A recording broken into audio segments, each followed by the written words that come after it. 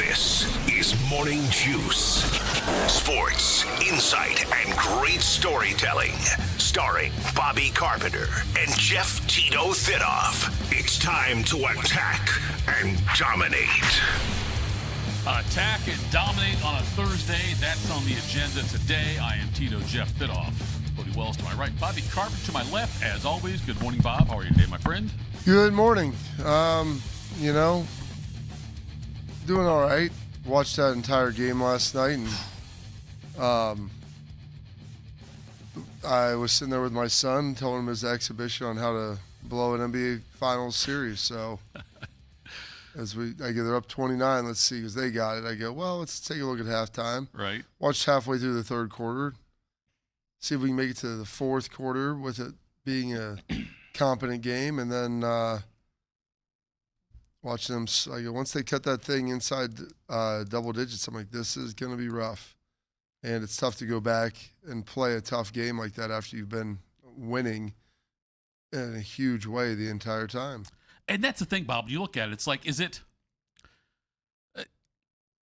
like Kenny Atkins would tell you, yes, analytically, Spurs won that game. They outplayed them until they didn't. But the tip by OG with less than a second half. There's 1.2, I think, left when he tipped it in. That's not even the play. The play is before that, when you have a layup with 10 seconds left and you're up by a point and you don't shoot it, you eat the ball. I know. You eat the ball. Whether you make the layup or not is inconsequential. It's time is the greatest enemy at that point.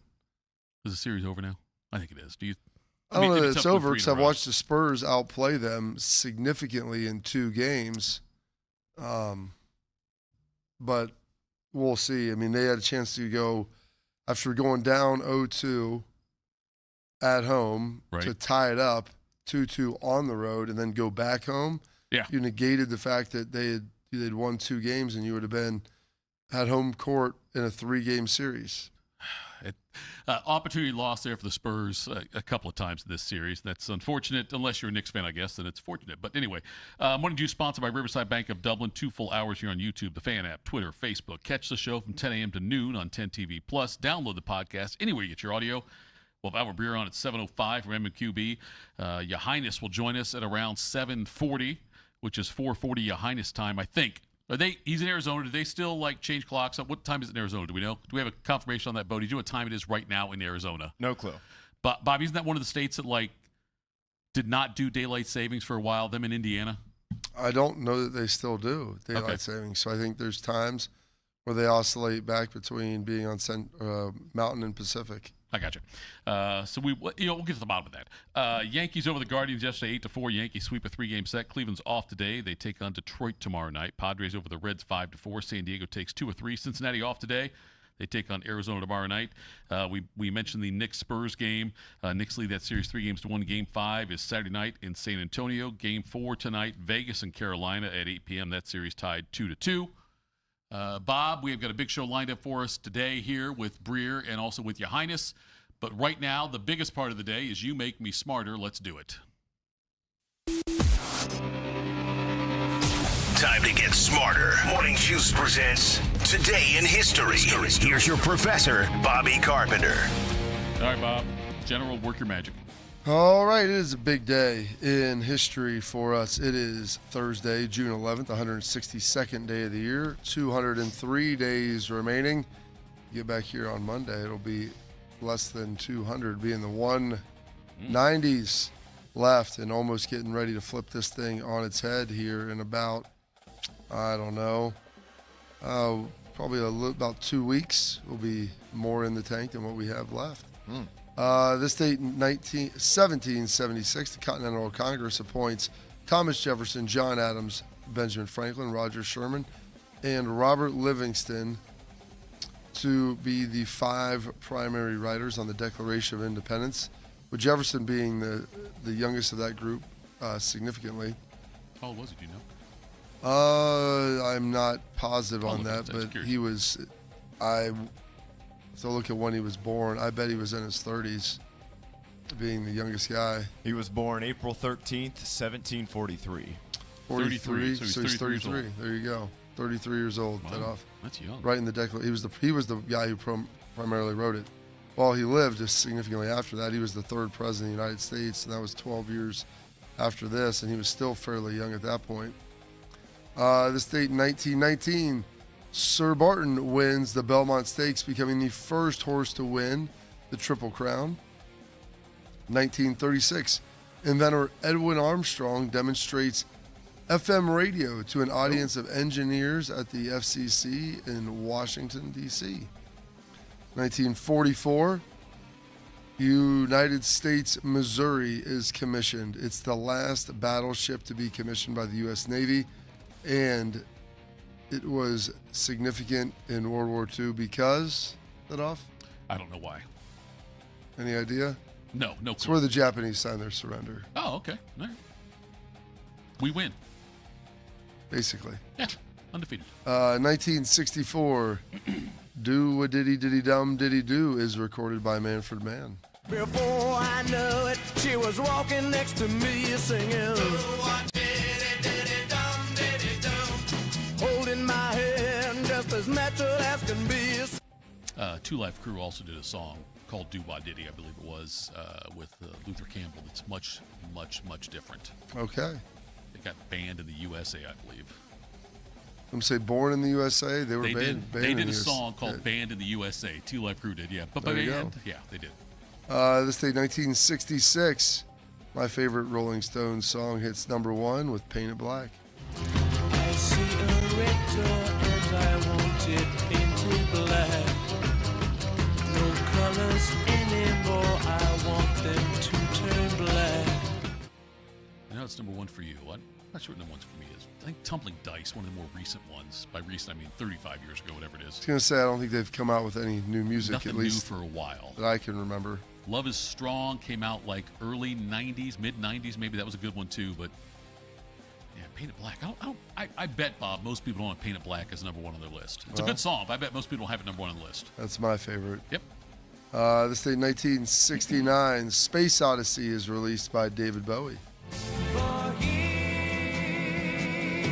am I sitting in a tin can, far above the world. 1976, Play That Funky Music by Wild Cherry is released. And just when it hit me, somebody turned around and shouted, play that funky music, white boy. Play that funky music right. 1978, Bjorn Borg wins the French Open. Won 79 yesterday, so back-to-back years for him. 2001, Tim McVeigh is executed for his role in the Oklahoma City bombing. And then in 2004, Ronald Reagan's funeral was held at the Washington National Cathedral after his passing. Some birthdays today. Born on this date, 1910, the famed French explorer Jacques Cousteau. Born in 1913. I believe he has the best playoff winning percentage of all time, Mr. Vince Lombardi. The Green Bay Packers have won 5 world championships in the last 8 years. Winning isn't everything, but it's the only thing. In our business, there is no second place. Either you're first or you're last. What the hell's going on out here? Hey, interference! Interference! I'll tell you something, Leroy. You're not going to get your job back unless we get a better performance. The men who wanted to stay, they're still here. And let me tell you this, Green Bay is a great town for football. There you go. The men that want to be here still here. Born in 1933, Mr. Gene Wilder. We didn't see any rules, did we, Charlie? Wrong, sir. Wrong. Under Section 37B of the contract signed by him, it states quite clearly that all offers shall become null and void if I, the undersigned, shall forfeit all rights, privileges, and licenses herein and herein contained, etc., etc. Memo bis punitor delicatum. It's all there, black and white, clear as crystal. You stole fizzy lifting drinks. You bumped into the ceiling, which now has to be washed and sterilized, so you get nothing. You lose. Good day, sir. Good day, sir. That's a great thing to say when you're done with somebody. You use that a lot, Thitoff? I do. I have used it, yes. Not with my kids, but I've used it with other adults. Oh, okay. We're on this date, 1949, turning 77 today. The longtime drummer for ZZ Top, Mr.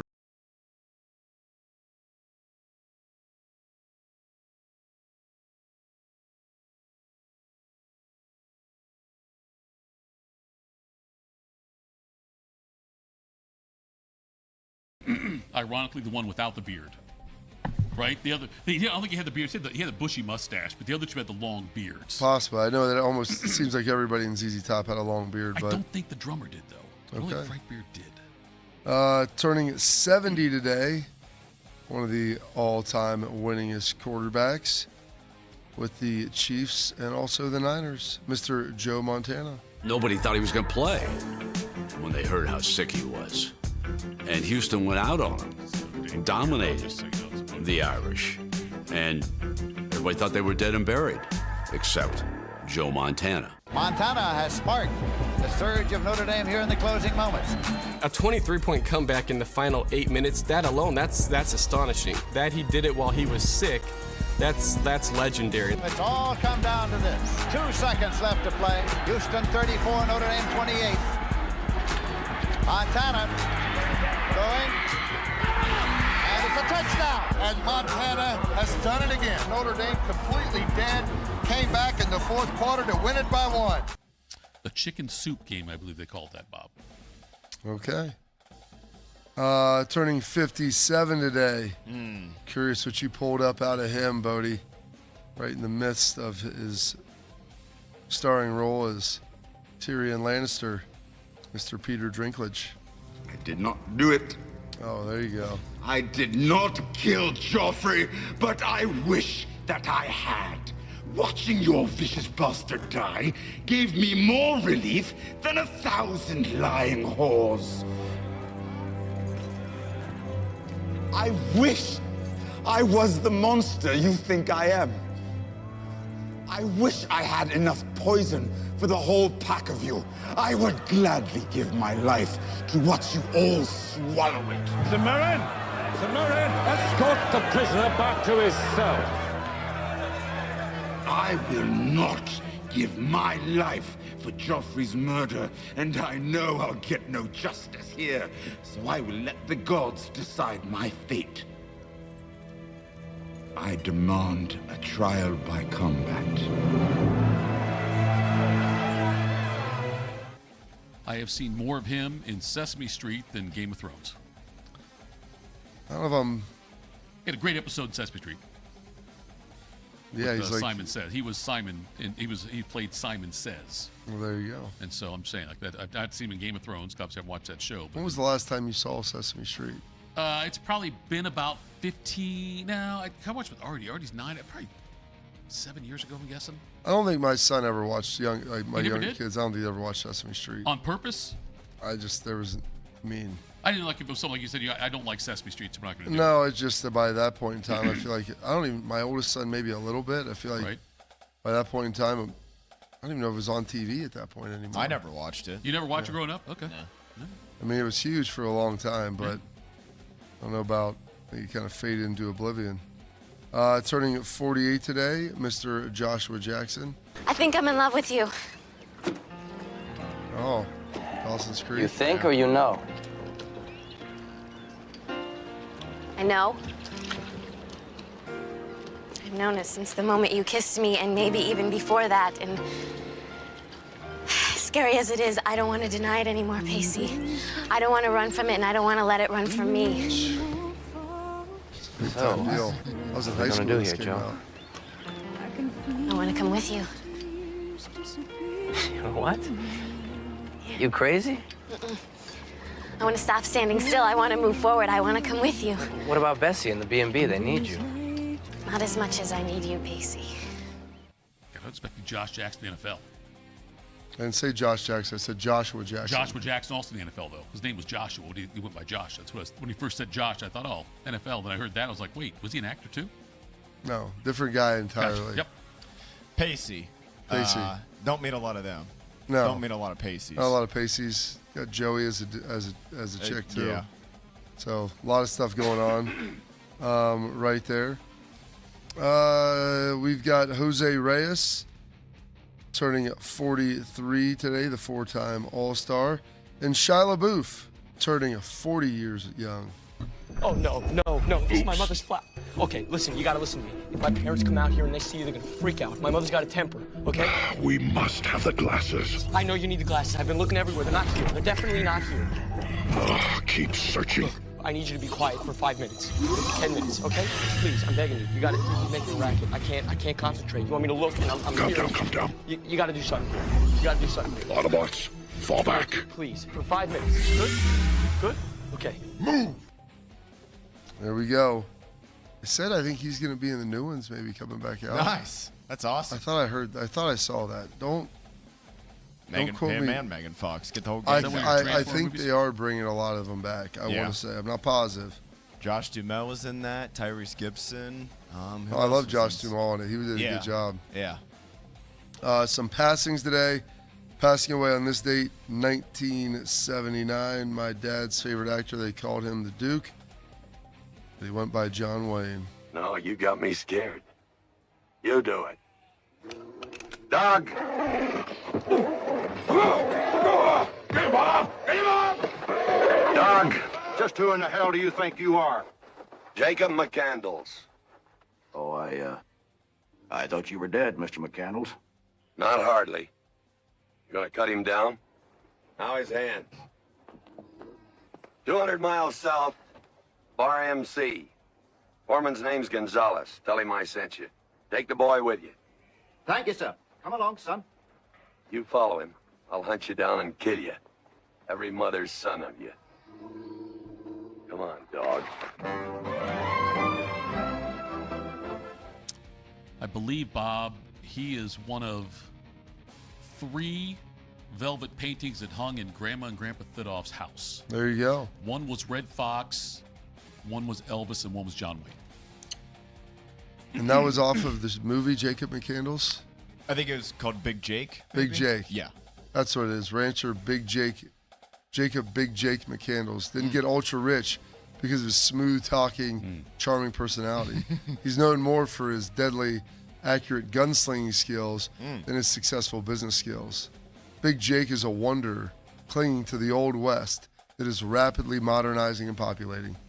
He hasn't been home to his ranch in 10 years. 10 years. No wonder his estranged wife, Martha, and 3 grown sons want little to do with him, and that many people he meets are amazed he's still alive.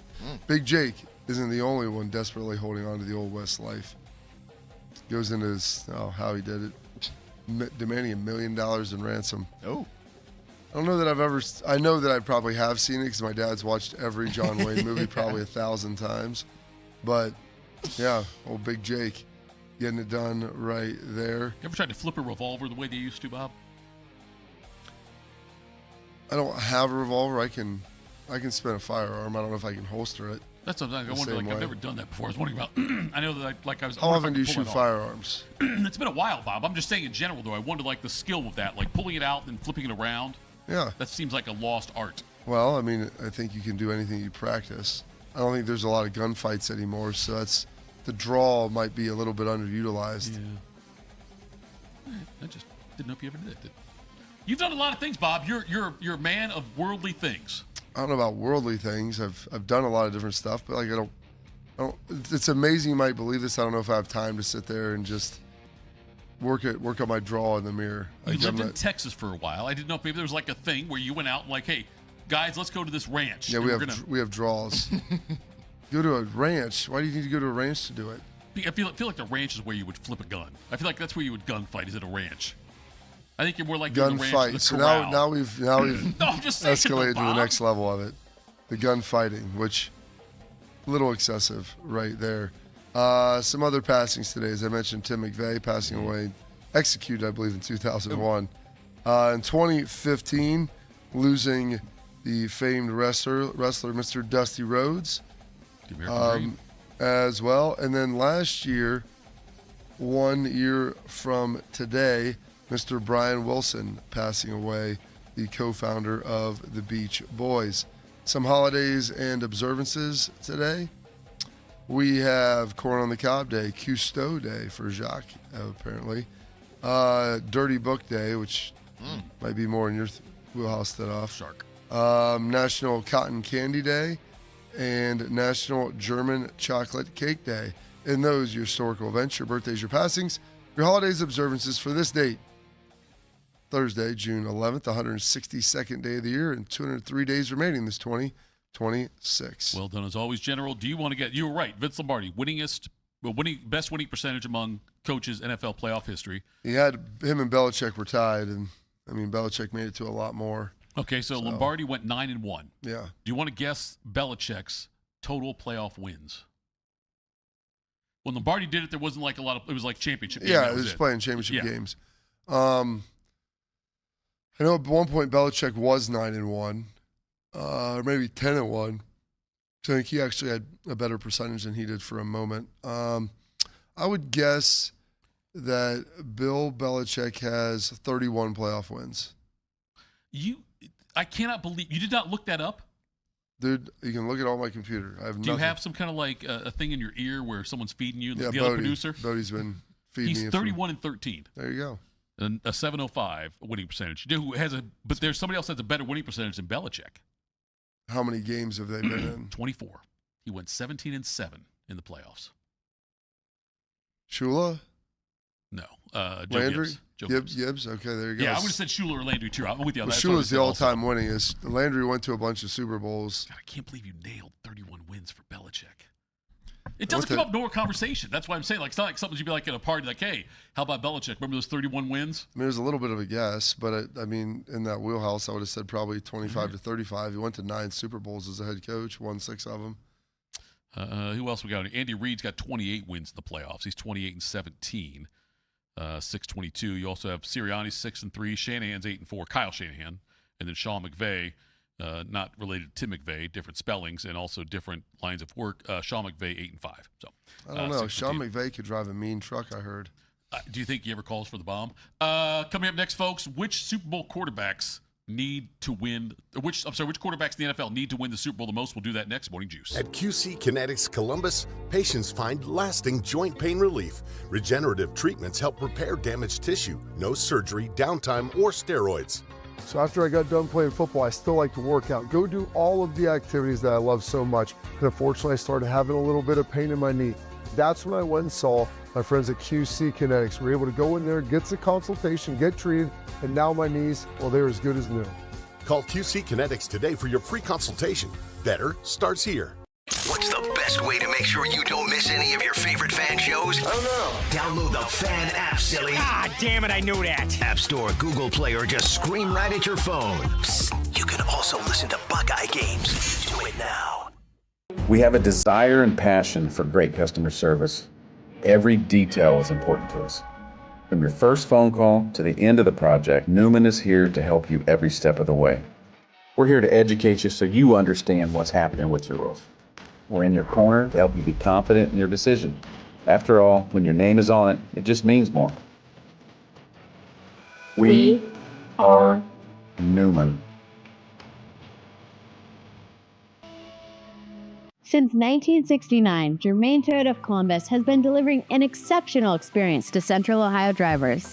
Whether it's versatile SUVs, stylish trucks, or efficient hybrids, Germain Toyota has a great selection of new and pre-owned vehicles at customer-friendly rates, backed by 2 years of maintenance with Toyota Care and same-day service from our trusted team of technicians. Experience the difference with every drive at Germain Toyota of Columbus.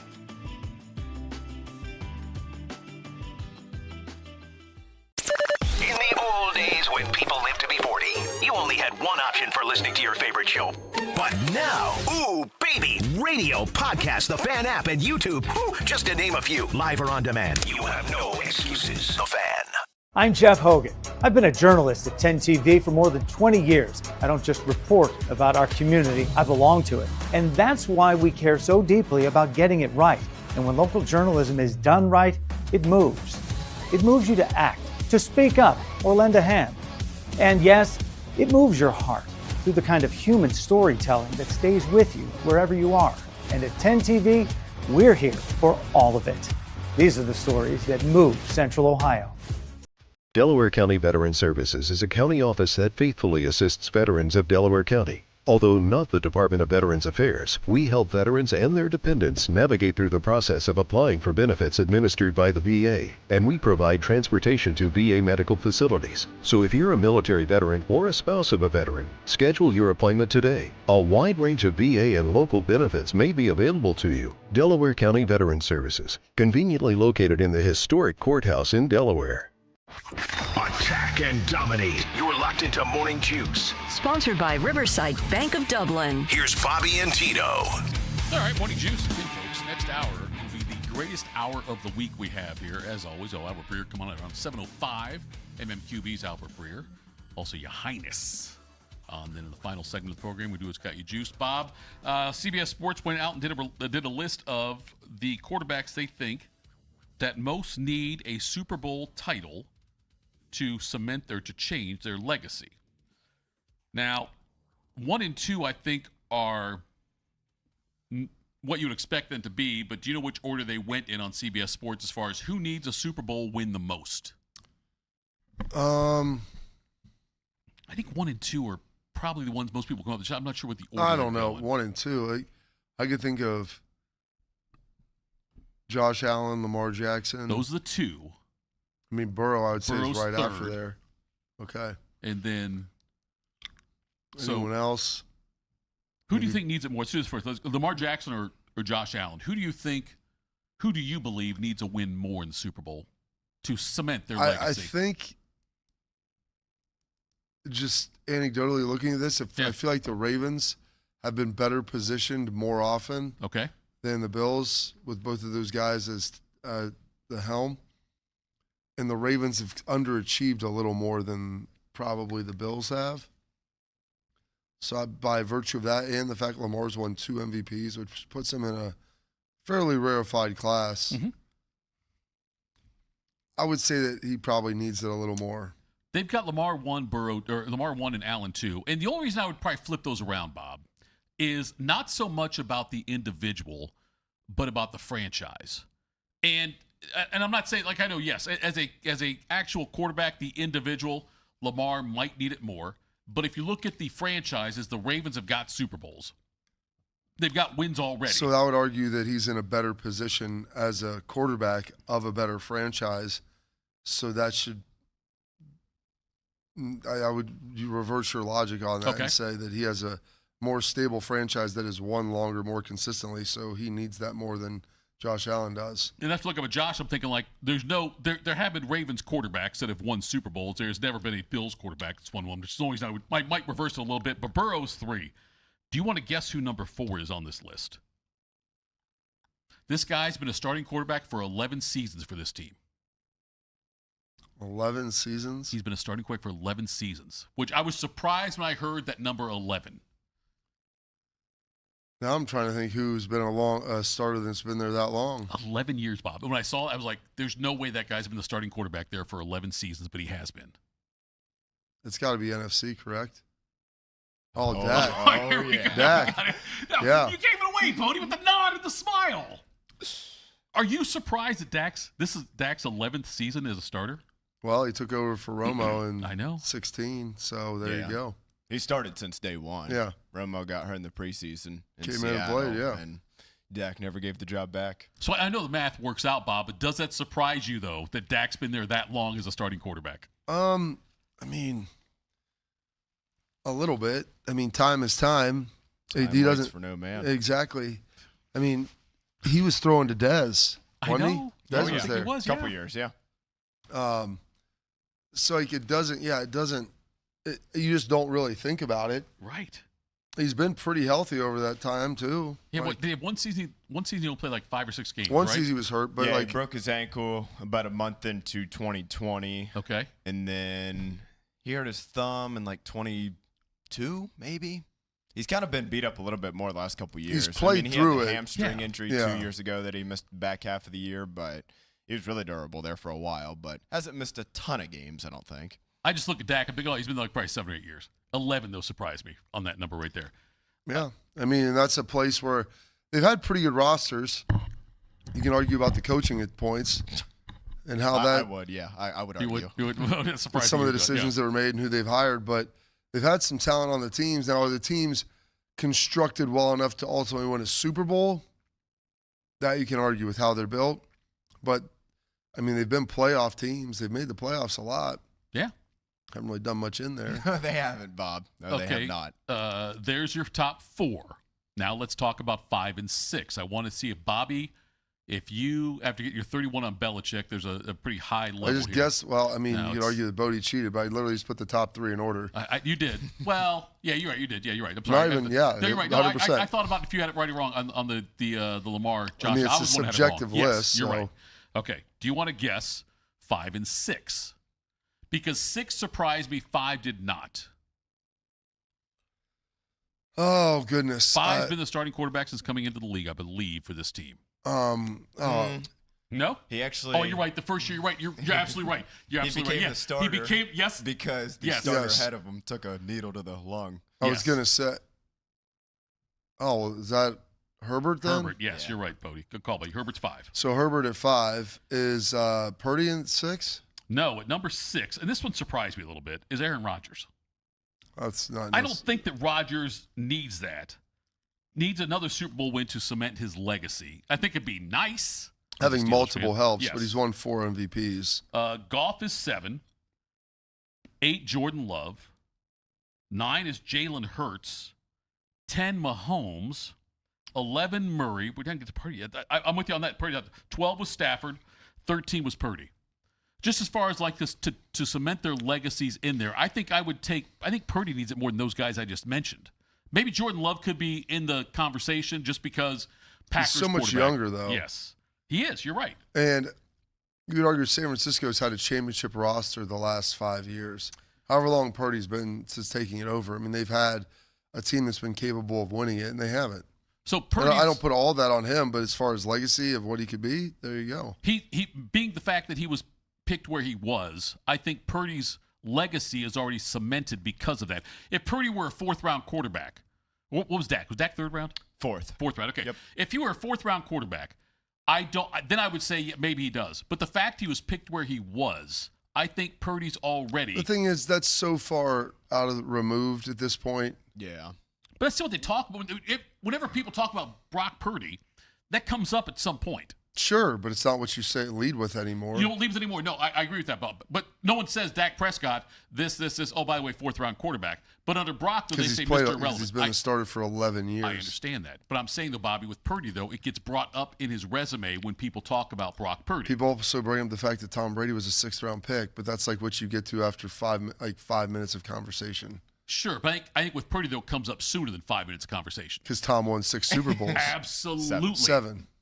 That's right, 7, Bodie. I think the thing that didn't make sense on this list to me was, so the first 3, I'm with you, Tito. To me, like what Josh Allen and Joe Burrow could do by winning a Super Bowl in 2 cities that have never seen one would put him above Lamar, in my opinion. But I think you can put those 3 in any order. Mm-hmm. My thing is after that, like, and you can kind of mess with the order and tinker with it here and there, but they kind of go all over the place. So, like, to me, Dak, Justin Herbert at 4 and 5, Goff at 7, Jordan Love 8. That makes a lot of sense because I think all those guys, everybody would agree, pretty good quarterbacks. Yeah. Sure. Could elevate themselves, though, up another tier if they won one. But then to have Rodgers at 6, but then Stafford all the way down at 12, it's like, to me, those guys are really in the same boat. I mean, you're telling me that Kyler Murray's like a Super Bowl for him would mean more than Stafford? I think a Stafford Super Bowl, like as a second one, would mean more than it would for Kyler Murray. Mahomes, I would kind of, he's just a weird one, I guess, because like a 4th Super Bowl, all of a sudden he starts inching closer to Brady. But which is why I think it's in there. 3. I mean, he should be on the list. I don't him. I don't really know where you put him, But he's the honestly. one's like, because he's chasing Brady. The other ones are chasing the Super Bowl, chasing 1. Yes. He's chasing Brady. And even like, so you're telling me like Jalen Hurts at 9, 3 spots ahead of Stafford?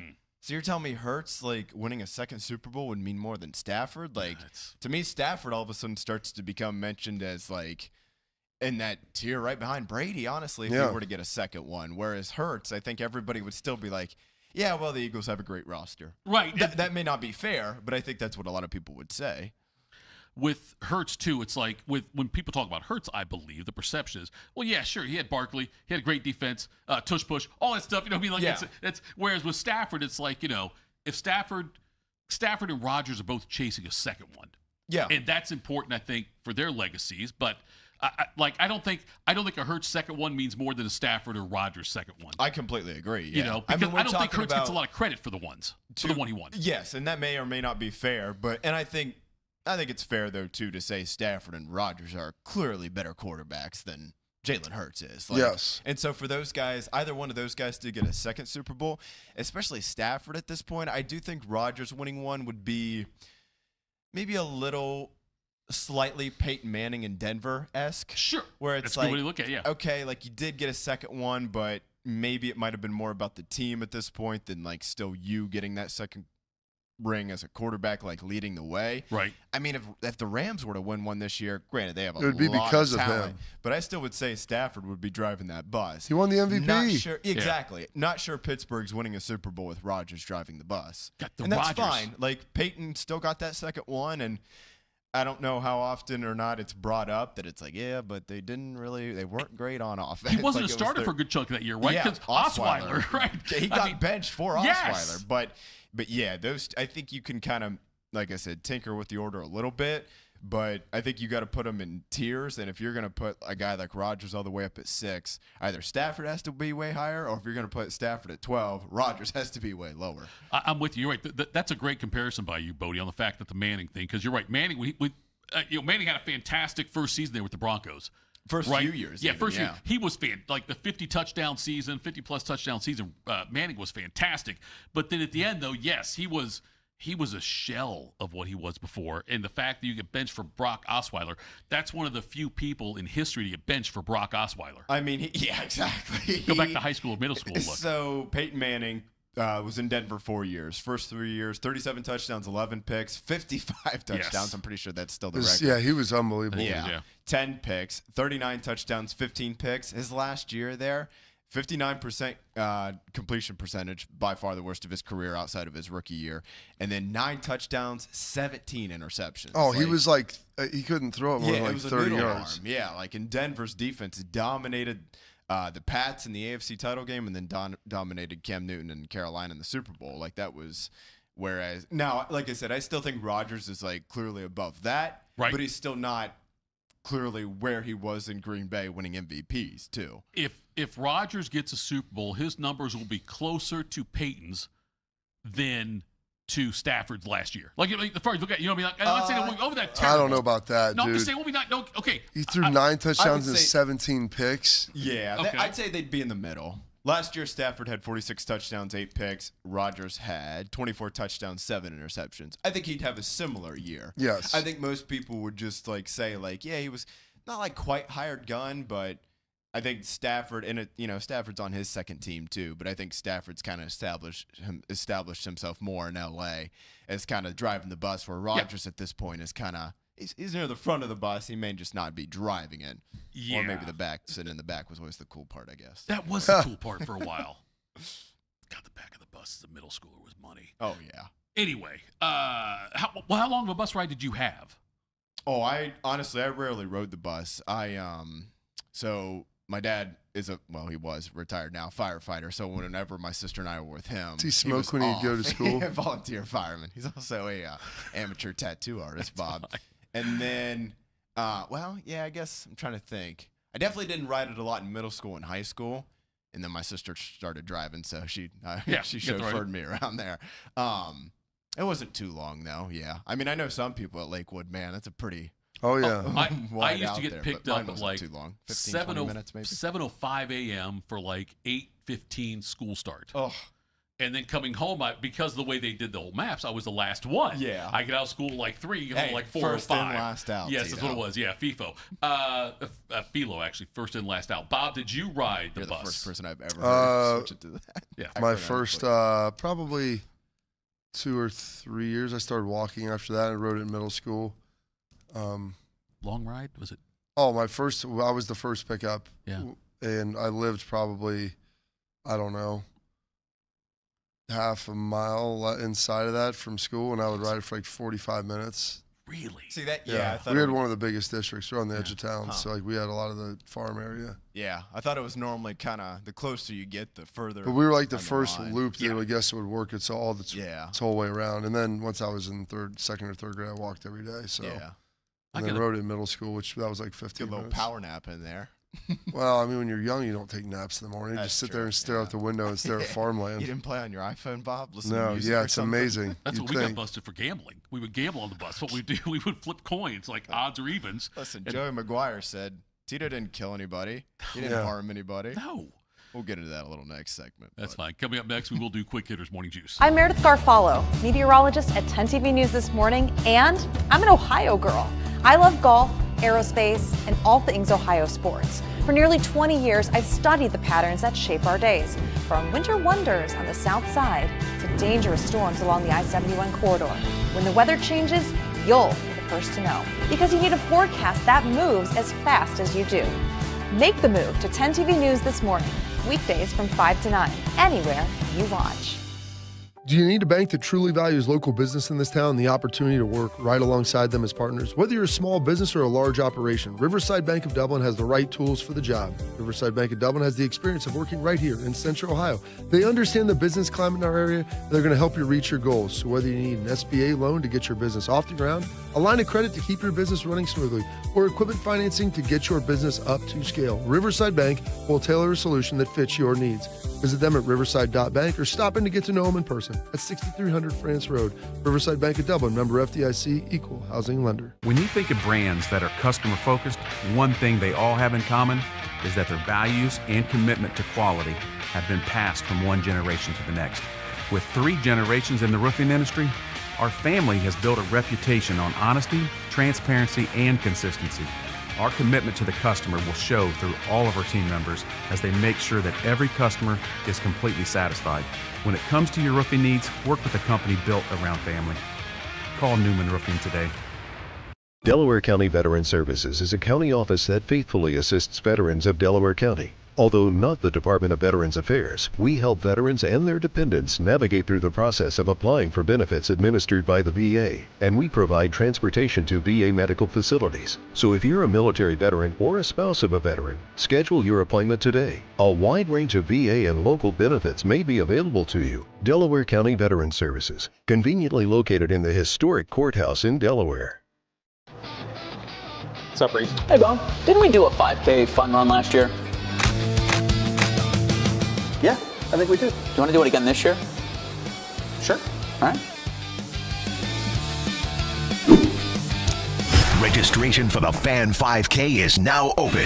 Join your favorite personalities June 20th at Otterbein University. The Fan 5K features a medal, t-shirt, free race photos, and a post-race party. Get your spot today at 971therace.com. At QC Kinetics Columbus, patients find lasting joint pain relief. Regenerative treatments help repair damaged tissue. No surgery, downtime, or steroids. Knee pain's something I lived with since the big game, and I'm over surgeries. That's how I found QC Kinetics. I was able to get in, see the doctors, do the treatment, and get my knee feeling basically brand new. I can work out, run, most importantly, chase my son around the house and the yard, and do my job without any pain. Call QC Kinetics today for your free consultation. Better starts here. If you're looking for the inside scoop on the Buckeyes, you've come to the right place. This is Morning Juice. All right, Morning Juice. Bobby, Bodie, Tito. Bodie, take the wheel. Morning Juice presents Quick Hitters. All right, fellas, happy Thursday. Second best day of the work week, almost all the way there to Friday. We'll start with the NBA, of course. Step aside 1995 Houston Rockets. Step aside 2008 Boston Celtics. That's because the new record for the largest comeback in NBA Finals history now belongs to the 2026 New York Knicks. As last night they came back from down 29 points in the third quarter to stun the Spurs and win Game 4 107-106. OG Anunoby tipped in a Jalen Brunson three-pointer with just a couple seconds left in the game, and the Knickerbockers are now just one win away from their first championship since 1973. Here's what the head coach Mike Brown had to say after the game on OG Anunoby's tip-in. It's unbelievable, how he had to control it and tip it in from. I mean, like I said, that has to be the most iconic shot in the history of New York basketball. I mean, I'm not you guys. You guys know better than me, but it was just unbelievable. Unbelievable, Tito. I don't know where it ranks on the all-time Knicks shots, New York basketball shots, but I don't think he's wrong. If it's not number one, it is very high on that list. Yeah, it's got to be close to this point. I would have said the miss by Ewing in the Eastern Conference Finals against the Pacers when he was like a foot and a half away and missed that. That'd be the biggest miss as far as biggest makes. Yeah, that might be the one. It's I'd have to go. I mean, 73 was the last time they won a title anyway. So meaningful shots for them in the finals. That has to be up there. The tip by OG in that one. But what was it? Was it 76-47 at one point? Is that what the number was? I think it was a 29-point lead at one point. It was 81-53 early third quarter. With 28 there. Okay. 29. 81-53 is okay. Yes, it's 28. Or, right? Yeah, maybe it was 81-52. I don't know. Okay. Anyway, yeah. Nonetheless, a lot of points, a big deficit. Yes, it was 30, a big lead they blew. Yes, but great comeback by the Knicks, and I know there are pundits out there that say it's not over yet because they can win in San Antonio in Game 5 and then come back, beat the Knicks again like they've done already in Madison Square Garden, and then have the home court. But I feel like, Bob, this is over. Well, I would say that outside of the fact that in 2 of the games, the Spurs significantly outplayed the Knicks for about 3 quarters. And it's just a function of can they close that thing out. Last night, it was just grossly mismanaged. They shot 8 threes when they're winning by 20. Don't take a bad layup with 10 seconds left. It gets blocked. Why don't you just hold the ball? Yeah. Wembanyama, he went 0 for 2 from the free throw line. Wembanyama was a couple minutes left. Missed both of them. Yeah.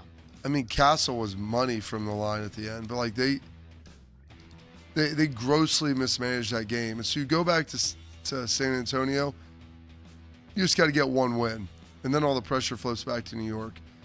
We'll see if they can do that. I'm not willing to say it's over yet because I've seen a team in San Antonio that is better. They just haven't closed it out, and maybe that's because they're young. And I would say it was because it's on the road, but they finished up Game 3 on the road. They blew, was it 1-2?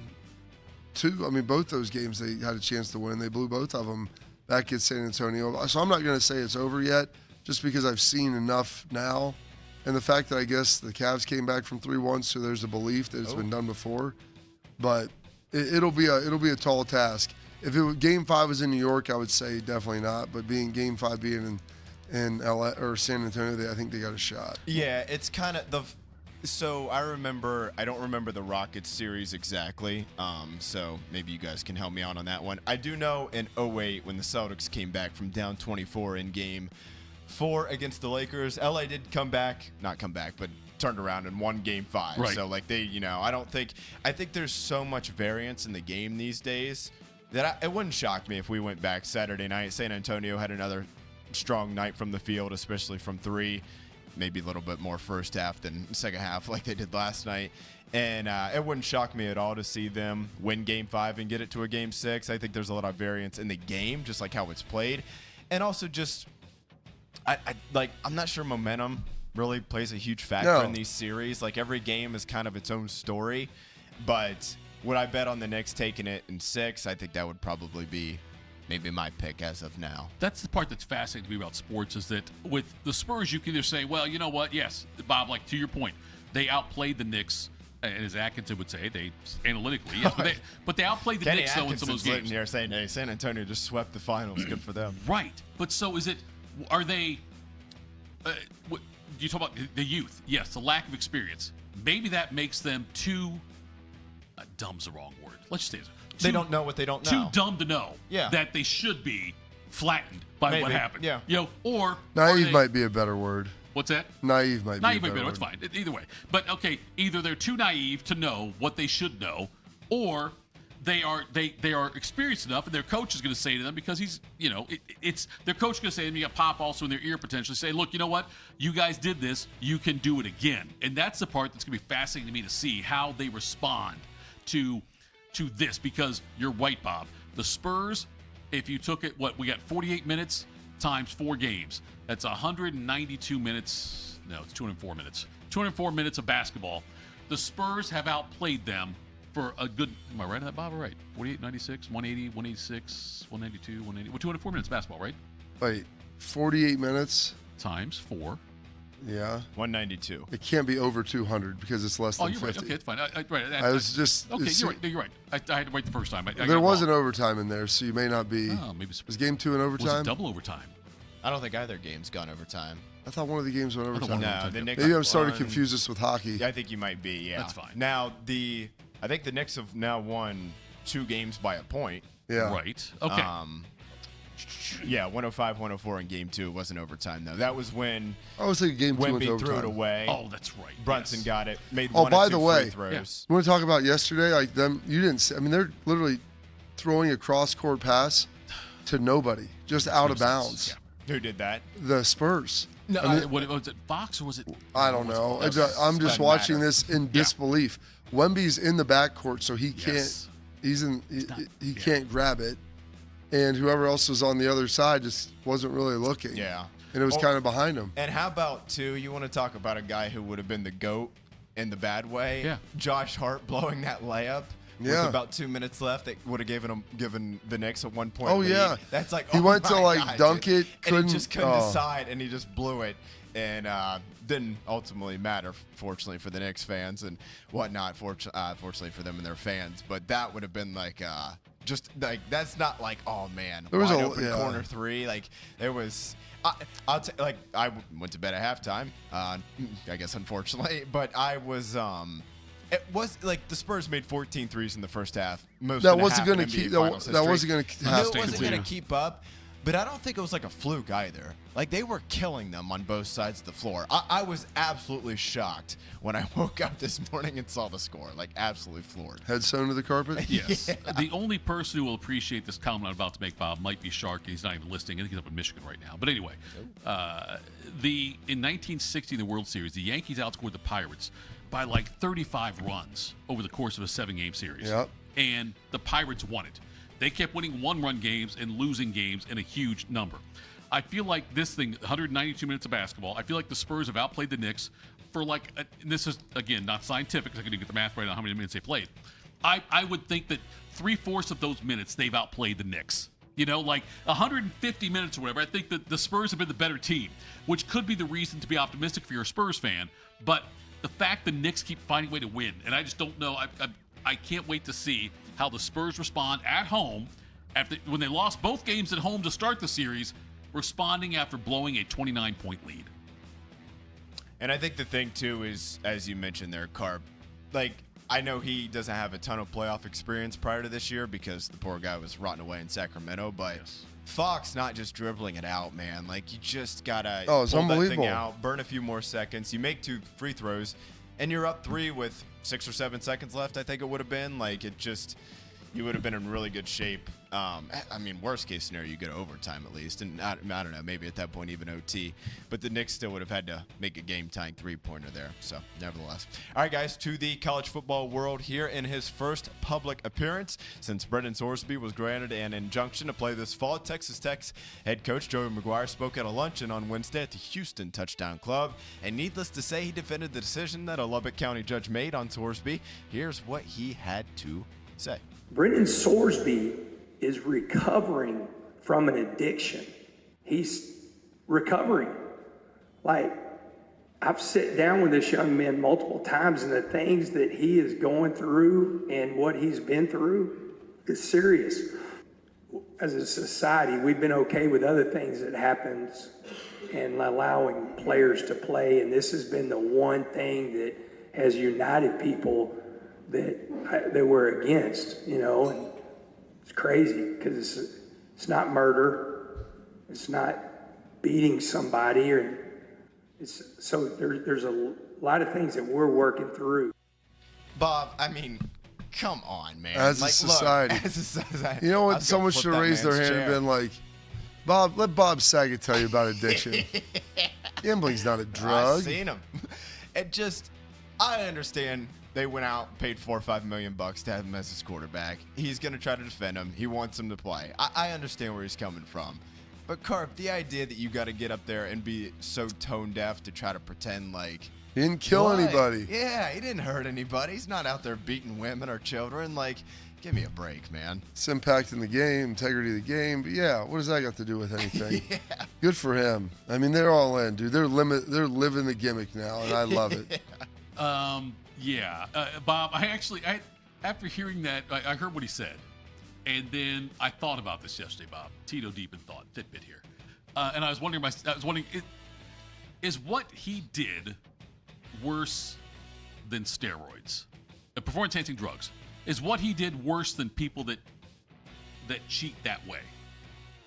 And I actually debated with myself on that one. Not like I didn't go back and forth, look at myself and look at myself the other way. But I'm just curious, so Bob, how close is PEDs to betting on your team?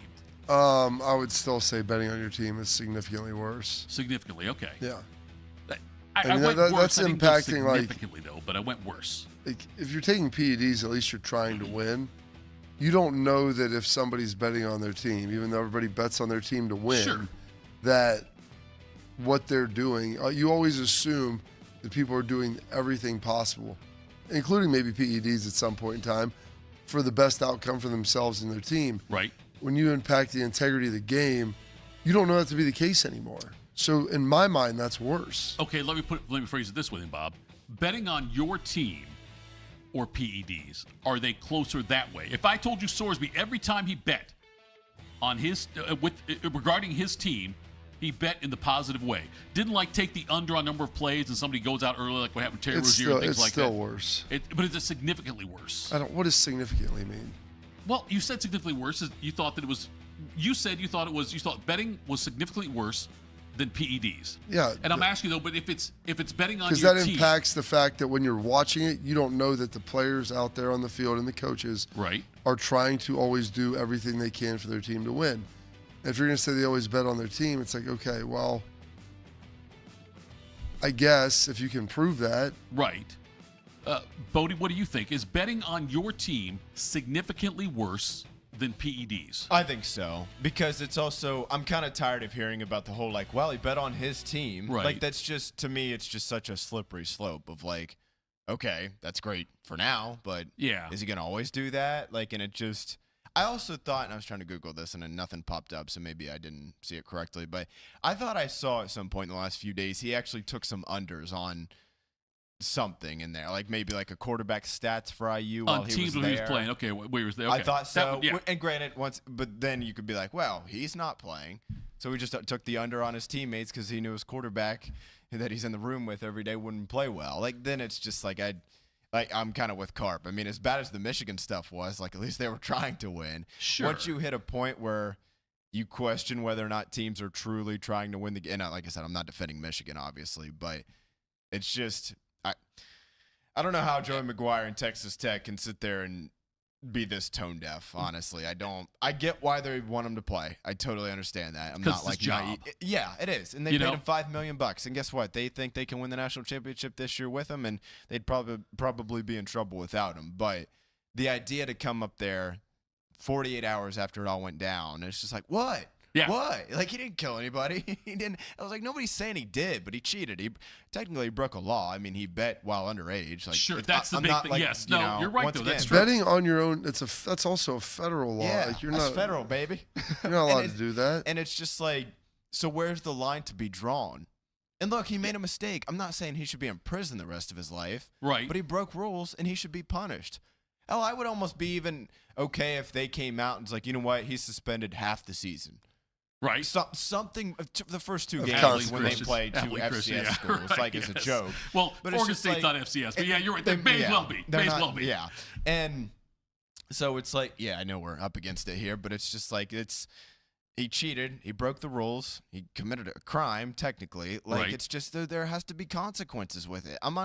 If you want to sit here and tell me he's addicted and this and that, I'm fine with that.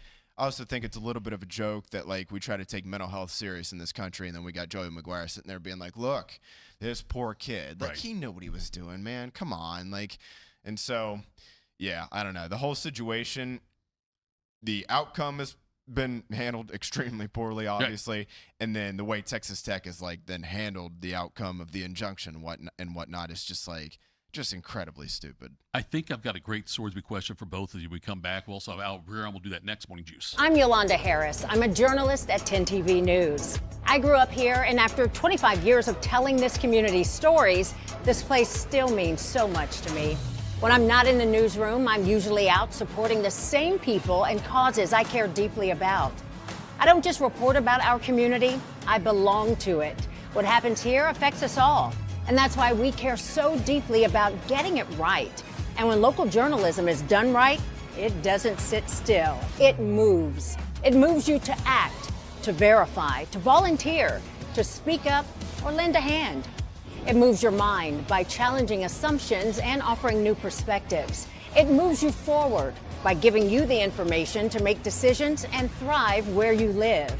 And yes, it moves your heart through the kind of human storytelling that stays with you wherever you are. And at 10 TV, we're here for all of it. These are the stories that move Central Ohio. Delaware County Veterans Services is ready to help you access VA benefits, emergency financial assistance, dental and medical grants, transportation, and more. Give Delaware County Veterans Services a call, 740-833-2010 to schedule an appointment. At QC Kinetics Columbus, patients find lasting joint pain relief. Hi, I'm Bobby Carpenter. And I'm Jake Ballard. And we are both QC Kinetics believers. We are both pain-free in the knees. Call QC Kinetics today for your free consultation. We have a desire and passion for great customer service. Every detail is important to us. From your first phone call to the end of the project, Newman is here to help you every step of the way. We're here to educate you so you understand what's happening with your roof. We're in your corner to help you be confident in your decision. After all, when your name is on it, it just means more. We are Newman.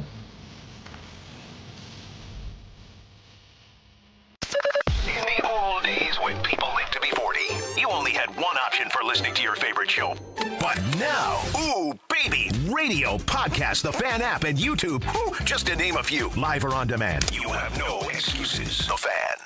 Since 1969, Germain Toyota of Columbus has been delivering an exceptional experience to Central Ohio drivers. Whether it's versatile SUVs, stylish trucks, or efficient hybrids, Germain Toyota has a great selection of new and pre-owned vehicles at customer-friendly rates, backed by 2 years of maintenance with Toyota Care and same-day service from our trusted team of technicians. Experience the difference with every drive at Germain Toyota of Columbus.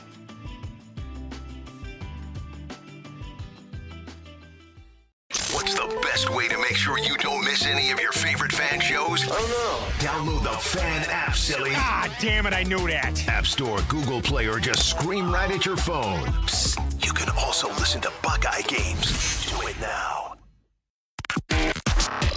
Attack and dominate, YouTubers. You're locked into the Morning Juice. All right, Morning Juice, Tito, Bobby, Bodie. We'll get Al Breer on here shortly. Here's my tease, Bob. I'm going to pay off on the question I have for you and Bodie. Because in my internal debate, this is one of the things I thought about yesterday. Sorsby. Would he be better off going in a supplemental draft or playing another year of college football? Depends on how well he plays. Exactly. Okay. So, but I'm just saying, he goes into this year now. We know that his stock was very high after last season. There was talk about him being a first or second round pick potentially, that kind of talent he had. If he goes back and plays college football now, we know there will be a huge, you can't even say microscope, it's more of a magnifying glass on him with the sun coming through based on road games and even home games to that point. But there will be a significant, he will be more scrutinized this upcoming season than he would have been without all of this. So, of course. Okay. So based on that, would you say, if you were advising Sorsby, would you say, hey, man, yeah, bet on yourself. I know it's going to be a hell of a year for you. You're going to have something. Bet on yourself. Thank you very much, Bodie. I appreciate that.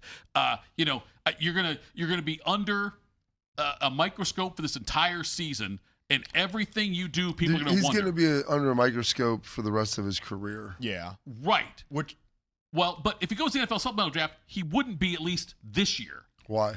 Because I think a team would take him without playing him this year. I don't think he would play this. I think that a team would get suspended. I think he would get suspended for at least 4 to 6 games. Maybe so, but I don't think I don't think a team. You don't would think take when him. he returned, People are going to say, like, this doesn't go away.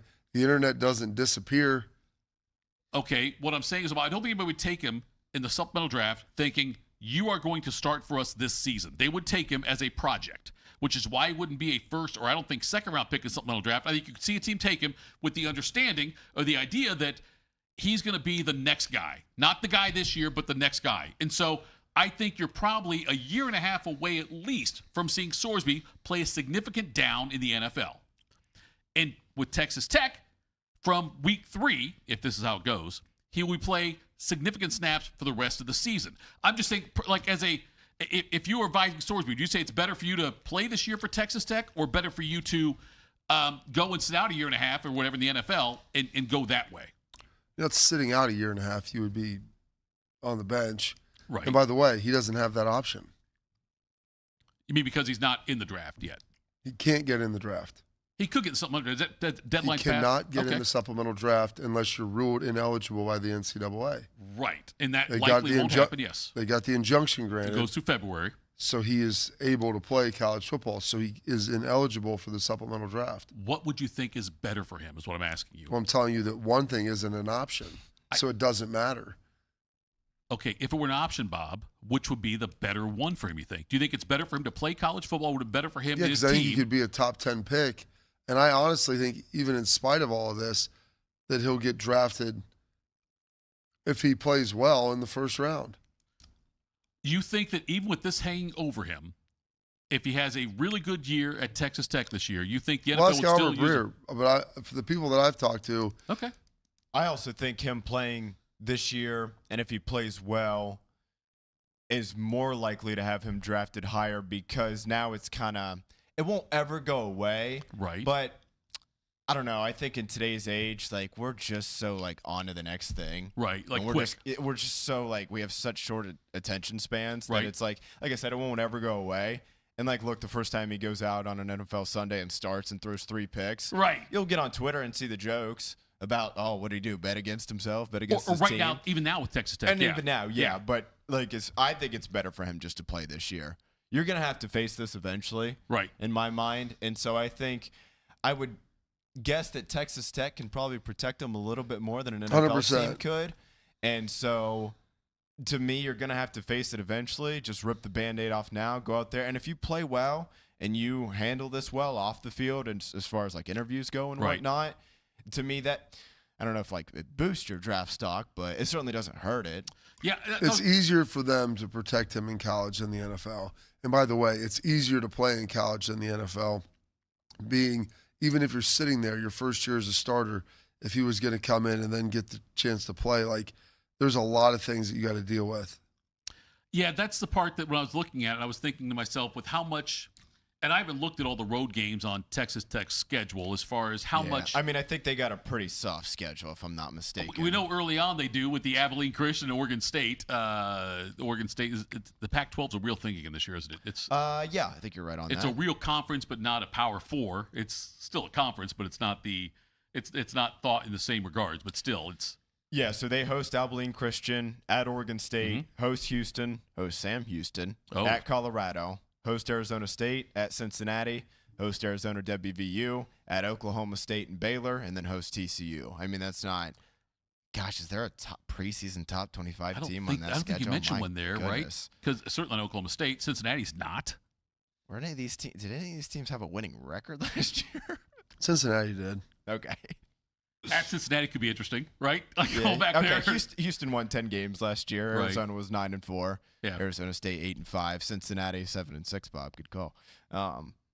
It's pretty soft schedule though. Fair to say, if any of those teams were even in the playoff hunt in November, it'd probably be a shock. So, yeah, I'm curious to see what will happen with the Cincinnati game, like the reception that will happen there. Yeah. Well, the students are going to harass him without a doubt. I know. I'm curious at what level, though, how that will look. Those are. Yeah, I think there will be signs and whatnot, but I mean, how much can you really do and say? Fair. You know, yeah. like it's, and so that's where I think him just getting it over with, so to speak. Like right. I said, I know it'll never completely go away, but to me, the sooner you can kind of just get the focus back to football as much as he'll ever be able to do. We're on to Cincinnati. Exactly. The sooner the better. And so I think him playing this year is ultimately better for him if he plays well. If he doesn't play well, none of it matters, frankly. Right. And that's where and that's what I was trying to get at when I asked you guys that was, do you anticipate look at the schedule? You're right. And Bob, you were fair on that one that, the schedule's a bit soft. College football is just easier to play. Yeah. Sure, but it's significantly easier for him. He'll be a fifth-year quarterback as opposed to a guy who's never played an NFL snap. On a team that everybody expects to win that conference. Yeah. You have Right. you have better players around you. Yeah. But if he had one or two legitimate opponents on there and he played poorly in those games, I would think that would do more damage than the help of him playing well against crappy teams. If you mentioned that schedule. Let's say he does great against all those teams, but then plays in a CFP game or something against a better opponent and lays an absolute egg.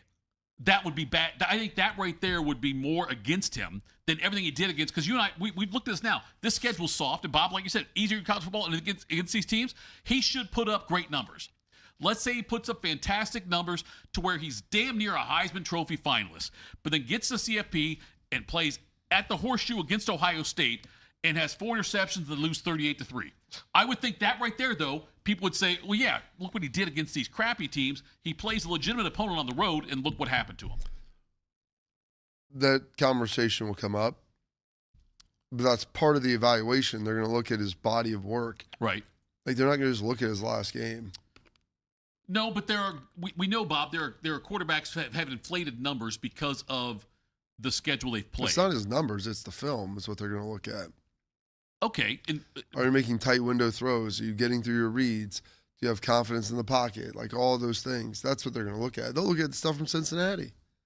Yeah, Cincinnati's their most, based on what he just said to me, I would feel like Cincinnati's probably the most legitimate opponent on that schedule, Bob. You agree? No, they got Arizona State on there. Arizona, Houston, those teams were good.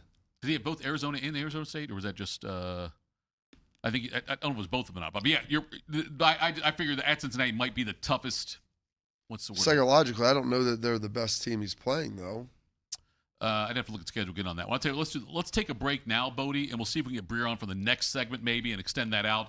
We'll see if we get Breer on. If not, we've got some Ohio State stuff to talk about. We'll do that next. Morning Juice. Do you need a bank that truly values local business in this town and the opportunity to work right alongside them as partners? Whether you're a small business or a large operation, Riverside Bank of Dublin has the right tools for the job. Riverside Bank of Dublin has the experience of working right here in Central Ohio. They understand the business climate in our area, and they're going to help you reach your goals. So whether you need an SBA loan to get your business off the ground, a line of credit to keep your business running smoothly, or equipment financing to get your business up to scale, Riverside Bank will tailor a solution that fits your needs. Visit them at riverside.bank or stop in to get to know them in person at 6300 France Road. Riverside Bank of Dublin, member FDIC, equal housing lender. I'm Brian Albizu, traffic anchor for 10 TV News this morning. Columbus is quickly becoming my home, and this community has welcomed me with open arms. My mission is simple: to help you get to where you're going quickly and safely. Whether it's helping you beat the slowdown on 270 or giving you detours around major construction, we've got you covered. Because when your morning's on the move, so are we. Make the move to 10 TV News this morning, weekdays from 5 to 9, anywhere you watch. When you think of brands that are customer-focused, one thing they all have in common is that their values and commitment to quality have been passed from one generation to the next. With 3 generations in the roofing industry, our family has built a reputation on honesty, transparency, and consistency. Our commitment to the customer will show through all of our team members as they make sure that every customer is completely satisfied. When it comes to your roofing needs, work with a company built around family. Call Newman Roofing today. Since 1969, Germain Toyota of Columbus has been delivering an exceptional experience to Central Ohio drivers. Whether it's versatile SUVs, stylish trucks, or efficient hybrids, Germain Toyota has a great selection of new and pre-owned vehicles at customer-friendly rates, backed by 2 years of maintenance with Toyota Care and same-day service from our trusted team of technicians. Experience the difference with every drive at Germain Toyota of Columbus.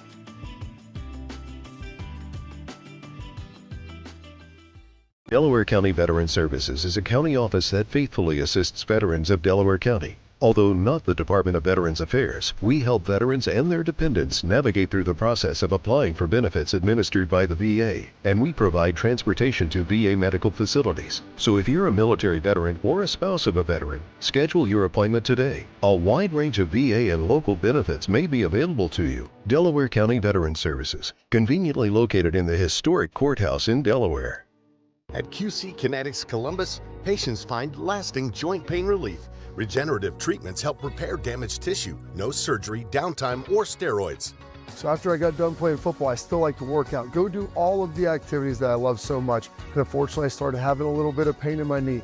That's when I went and saw my friends at QC Kinetics. We were able to go in there, get the consultation, get treated, and now my knees, well, they're as good as new. Call QC Kinetics today for your free consultation. Better starts here. We built a brand new studio just for Bobby, and Tito has already ruined it just by being here. I'm pregnant. This is Morning Juice. Morning Juice. Look at this guy. Albert Breer joins us here now. MMQB's Albert Breer. Albert, good morning. We had a question we were discussing during the break there about, and I know, because of the appeals process, supplemental draft not going to be an option now for Sorsby.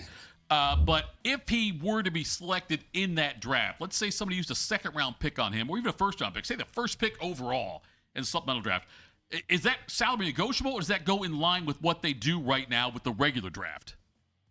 No, they just get the slot. So, basically the way it works in the draft order is a little different than the conventional draft. So, basically, the way it is there's three sort of pods. There's all the teams with 6 or fewer losses, or 6 or fewer wins, get put in one pod, and then there's a lottery to pick their order. Then, the rest of the non-playoff teams with 7 or more wins get put in a pod, and there's a lottery to pick their order. And then there's the playoff teams, they're put in a lottery and they pick out their order. And so whatever that, however that order falls, wherever your pick is, that salary slot is the same as it would be in the conventional draft. So if, let's say the Jets won the lottery and took Brendan Sorsby with the first overall pick, his contract would be the same slot as Fernando Mendoza's. Yeah, so the salary would be slotted the same way.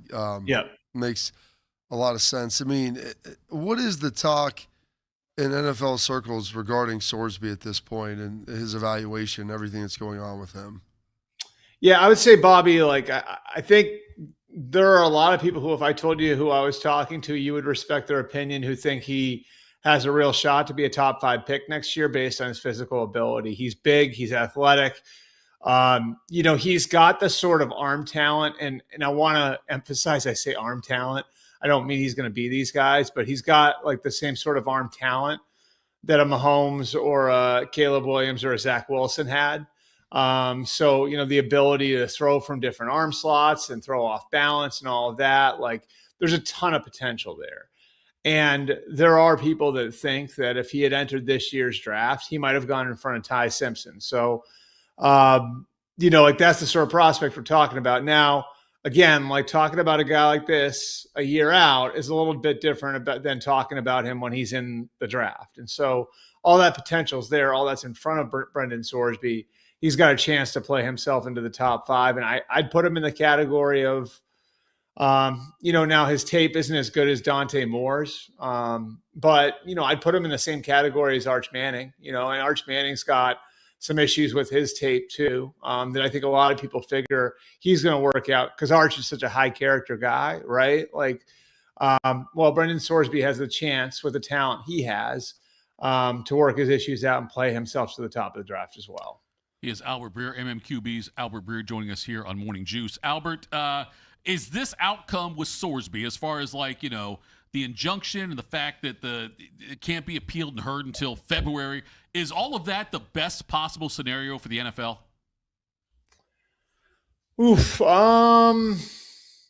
Yeah, I would say it is, because now they don't have to make a decision on, they were going to have to let him into the supplemental draft, right? They can't deny a guy employment. They're a trade association. They have to leave it up to the companies being the teams. So, like, I think they were going to have to let him in the supplemental draft. Then you get into the thorny area of, can you sanction him? And they went down this road, of course, with Terrell Pryor 15 years ago.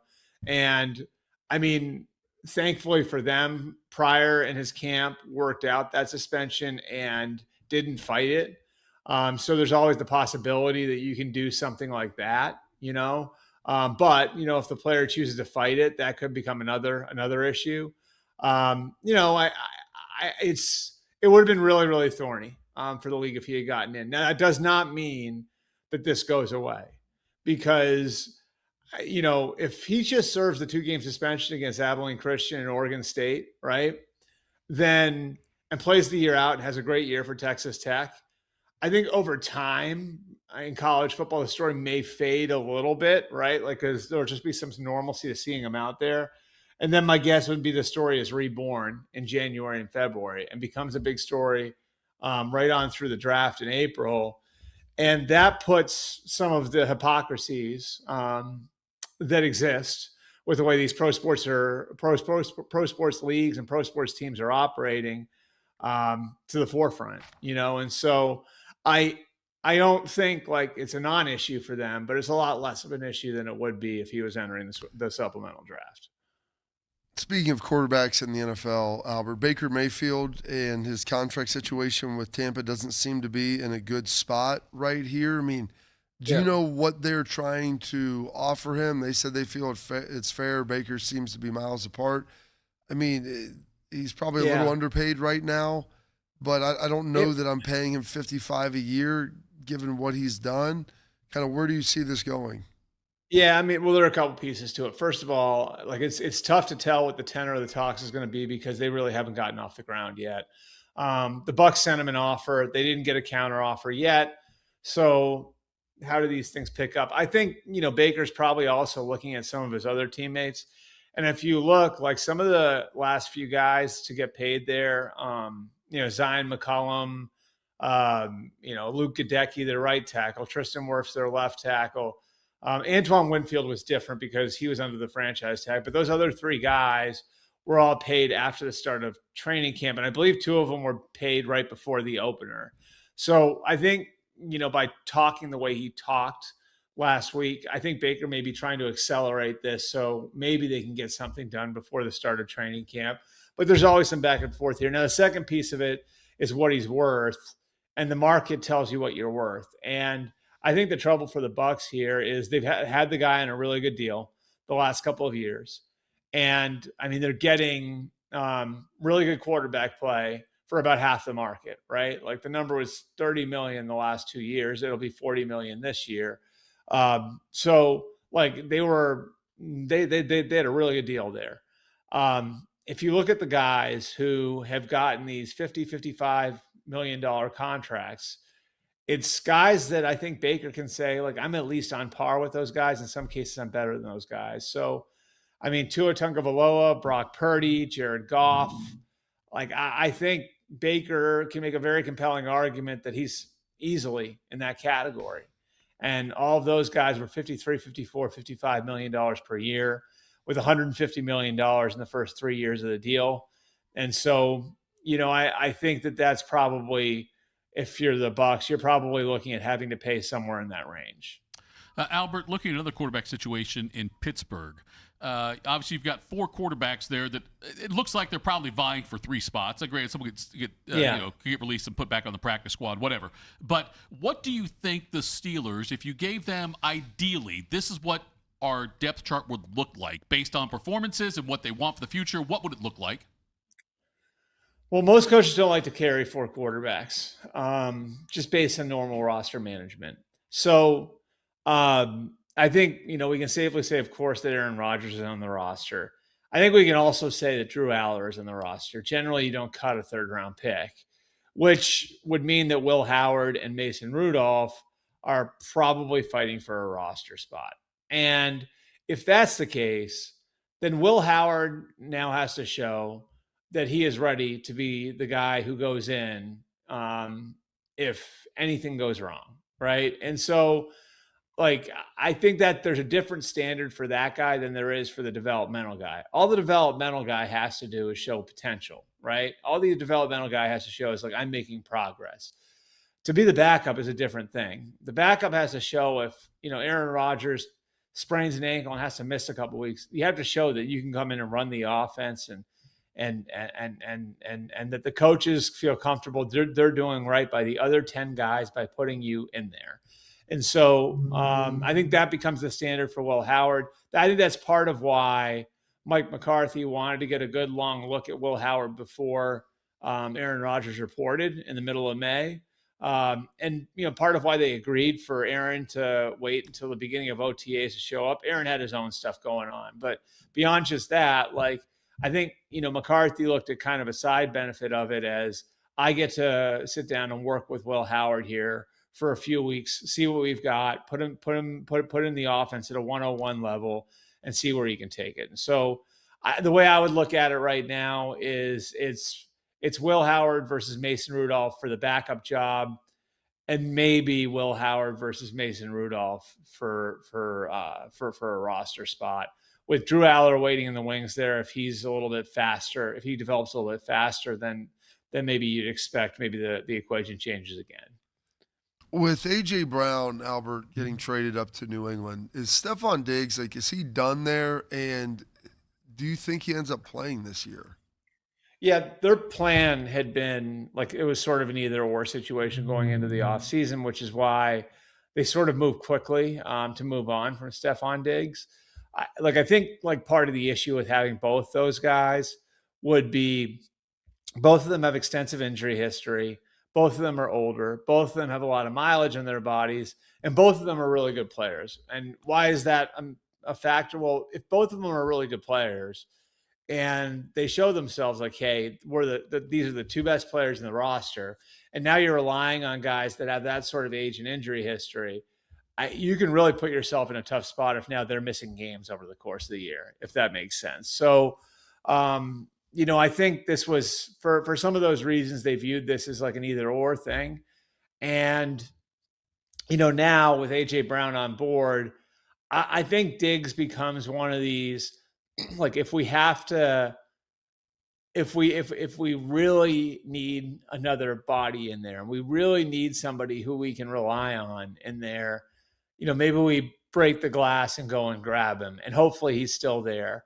But I think the more likely scenario, it feels to me at least, like the more likely scenario is that maybe Diggs finds somewhere else. And Kansas City makes a ton of sense to me based on the uncertainty of the Rashee Rice situation. But I would think Diggs would be able to find another place that is going to be able to give him maybe a little bit more opportunity to have the ball. Here's the other thing.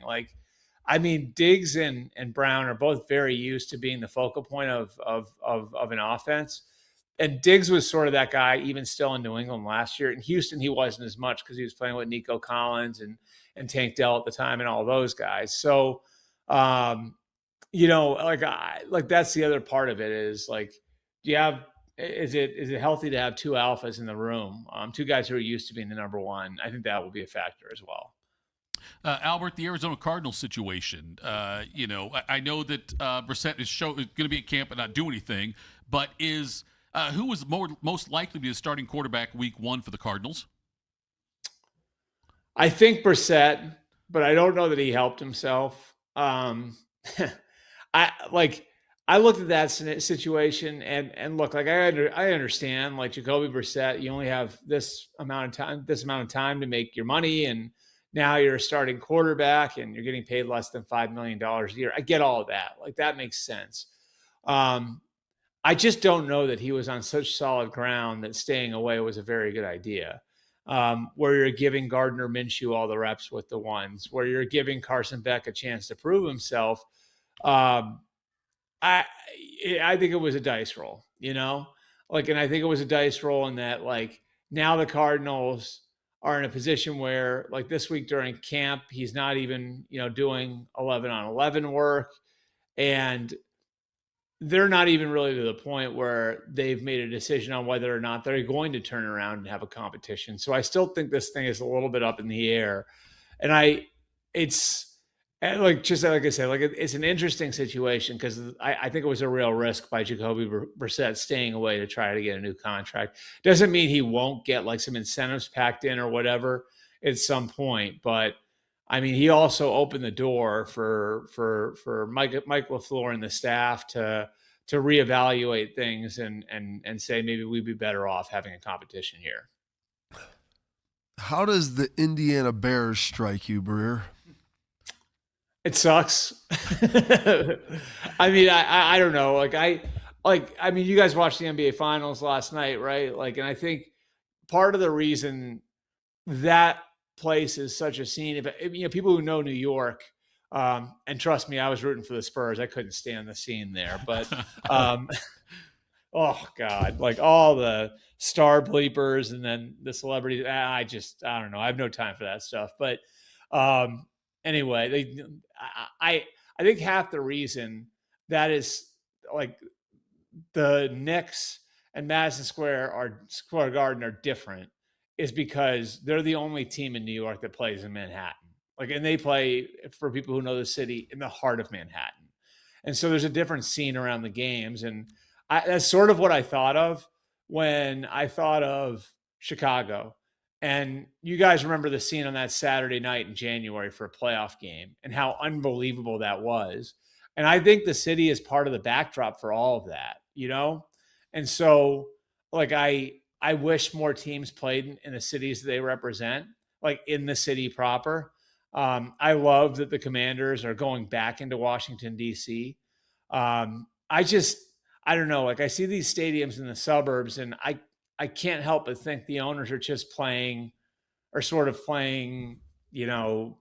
estate developer. And it's more important for them to have all the retail and the commercial property and the residential, the apartment, all that stuff you can put around a stadium, all that stuff, all that money that you don't have to share with the players, right? These guys are all trying to be real estate developers instead of just building a football stadium. So again, I just don't think, I think it's really hard to replicate what you had in New York City last night and what you've had in New York City and what you had in Chicago ahead of that playoff game, because the game itself is in the city. I mean, I remember being at an NFC title game in Seattle, and Seattle Stadium is right there downtown. And it's just the feel that you get from that is unbelievable. New Orleans for a big game. You cannot beat New Orleans. When the Saints were really good and Breeze was rolling, I mean, the feeling on the streets of New Orleans was incredible. And it sucks, man. It sucks. I really wish they could have found a way to keep the team in Chicago, but and to me, it's less about state lines and more about that, and it sucks for the fans too, that, I know a big part of their fan base lives in the west suburbs and the northwest suburbs, and Hammond, Indiana might not be far from downtown Chicago, but it's really, really far from a lot of their fan base. Albert, on August 5th, it's possible that Henry Ruggs could get paroled. And Josh Jacobs said his former teammates, he spoke to a couple of teams on Ruggs' behalf about they might be interested in giving him a chance. Do you think Ruggs ever plays again in the NFL? I think it depends on his level of determination to do it, because it's really hard to come back after that sort of layoff. I mean, I feel like an old man saying I covered Michael Vick coming out of prison, but I covered Michael Vick coming out of prison, And I just remember how the Eagles handled that. And they put on a clinic, I remember I was a young reporter at the time, and I think I was at the Sporting News, actually. And I remember going down there, and their PR guy, who's now in Buffalo, who's really, really, really good at the job. I remember him walking me over to Vic's locker, and I had a 5-minute conversation with Mike, and they did a really good job of showing everybody there was real contrition there. He really felt horrible about what he'd done. He had been rehabilitated, and so after covering that, I really believe there is a path back. And it's horrible what happened in Vegas. There's no sugarcoating it. And there's a way that, and because of that, there's a way that this thing has to be handled if somebody's going to bring him in. But after covering the Vic thing, I would never say never. Appreciate the time, Albert. Thanks so much. We'll talk again next week. Thanks, guys. Appreciate it. You bet. That's Albert. MMQB's there joining us, as he always does. The best hour on our show continues next. Ya Highness will join us. Well, stay with Scotch Juice. Morning Juice. At QC Kinetics Columbus, patients find lasting joint pain relief. Regenerative treatments help repair damaged tissue. No surgery, downtime, or steroids. Knee pain's something I lived with since the big game. And I'm all over surgeries. That's how I found QC Kinetics. I was able to get in, see the doctors, do the treatment, and get my knee feeling basically brand new. I can work out, run, most importantly, chase my son around the house and the yard, and do my job without any pain. Call QC Kinetics today for your free consultation. Better starts here. I'm Tracy Townsend, anchor at 10 TV News This Morning. This community is my home, and it means everything to me. I care deeply about the stories we bring you each day, especially the ones that truly impact your life, from women's health and advocacy to the decisions happening at the State House. My goal is simple: help you feel informed and connected, because when news moves fast, you need a team that moves with you. Make the move to 10 TV News This Morning, weekdays from 5 to 9, anywhere you watch. Delaware County Veterans Services is ready to help you access VA benefits, emergency financial assistance, dental and medical grants, transportation, and more. Give Delaware County Veterans Services a call, 740-833-2010 to schedule an appointment. Since 1969, Germain Toyota of Columbus has been delivering an exceptional experience to Central Ohio drivers. Whether it's versatile SUVs, stylish trucks, or efficient hybrids, Germain Toyota has a great selection of new and pre-owned vehicles at customer-friendly rates, backed by 2 years of maintenance with Toyota Care and same-day service from our trusted team of technicians. Experience the difference with every drive at Germain Toyota of Columbus.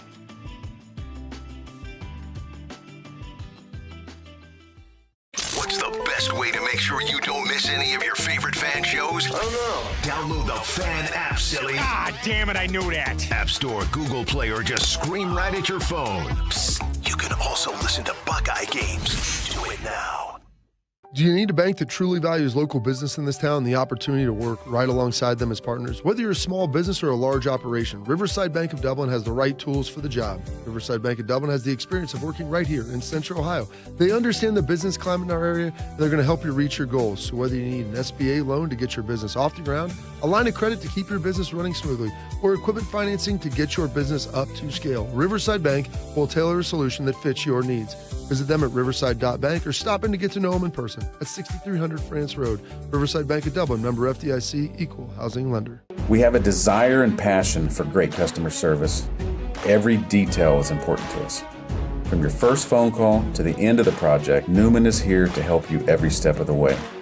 We're here to educate you so you understand what's happening with your roof. We're in your corner to help you be confident in your decision. After all, when your name is on it, it just means more. We are Newman.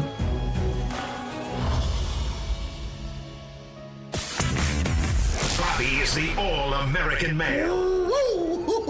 Tito pulled a hammy getting his mail. This is Morning Juice. Do you need a bank that truly values local business in this town, the opportunity to work alongside them as partners? Whether you're a small business or a large operation, Riverside Bank of Dublin has the right tools for the job. Riverside Bank of Dublin has the experience of working right here in Central Ohio. They understand the business climate in our area. They're going to help you reach your goals. So whether it's an SBA loan to get your business off the ground, a line of credit to keep it running smoothly, or equipment financing to get your business up to scale, Riverside Bank will tailor a solution that fits your needs. Visit them at riverside.bank or stop in to get to know them in person at 6300 France Road. Riverside Bank of Dublin, member FDIC, equal housing lender. WeWinYouWin.com is where you can find this guy's content. Ya Highness joins us, Chad Patrick, and also you can find him on @ShutUpABet on the YouTubes out there. I saw you hit your $750 bet towards your million with the over 2.5 runs for the Mariners in the first 5 innings, 3-run homer in the fourth inning, got it going for that. You told us normally when we come on Thursdays like this, you usually have been losing on your Wednesday bet. Did you avoid a Wednesday bet this week on your venture to $1 million? First off, let me say a good morning to Columbus, Ohio. How are you doing down there, boys? But Yes, I took yesterday off. I did not bet yesterday, so we're coming in today. $1,500 bet should be up on YouTube and Facebook later today. But yeah, we're on our path to $1 million. So yeah, I took my own advice and I did not bet on Wednesday. So we got 1,500 to fire today. I love that you're that suspicious on the Wednesdays that you have finally laid off of it.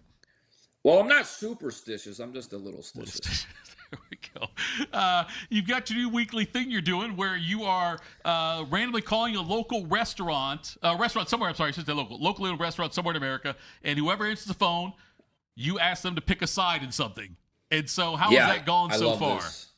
I absolutely love this. First episode dropped Monday. Second episode dropped yesterday. We've tinkered with it a little bit. We've changed it up, but basically, I'll give you the spiel. I have ChatGPT pick a randomly. It's got to be a locally owned, family-ran business somewhere in the country, the United States, lower 48.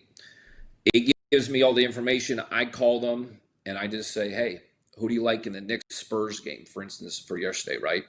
The guy picked the Knicks, so I placed the bet on the Knicks. He won, obviously, a hell of a game. I'm going to call him back today. I'm going to buy a $25 gift card from the restaurant. I'm going to leave them a $25 tip, and then I'm going to take that $25 gift card and go out into the community and give it to somebody there in the community to come spend at their restaurant. So trying to help the local community, trying to help the restaurant, and then obviously trying to help their staff as well. Nice. NHL Stanley Cup, Game 5. It's all squared at 2 after a big victory by Carolina on the road in Game 4. What do we like it in that? Yeah, I have the Knicks in 6. I also have Vegas in 6. So I think Vegas wins the next 2 games. I have Vegas winning tonight.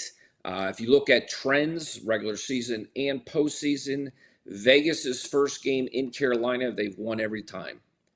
Sometimes the second game a little dicey, but every time their first time arriving in Raleigh, they win that game.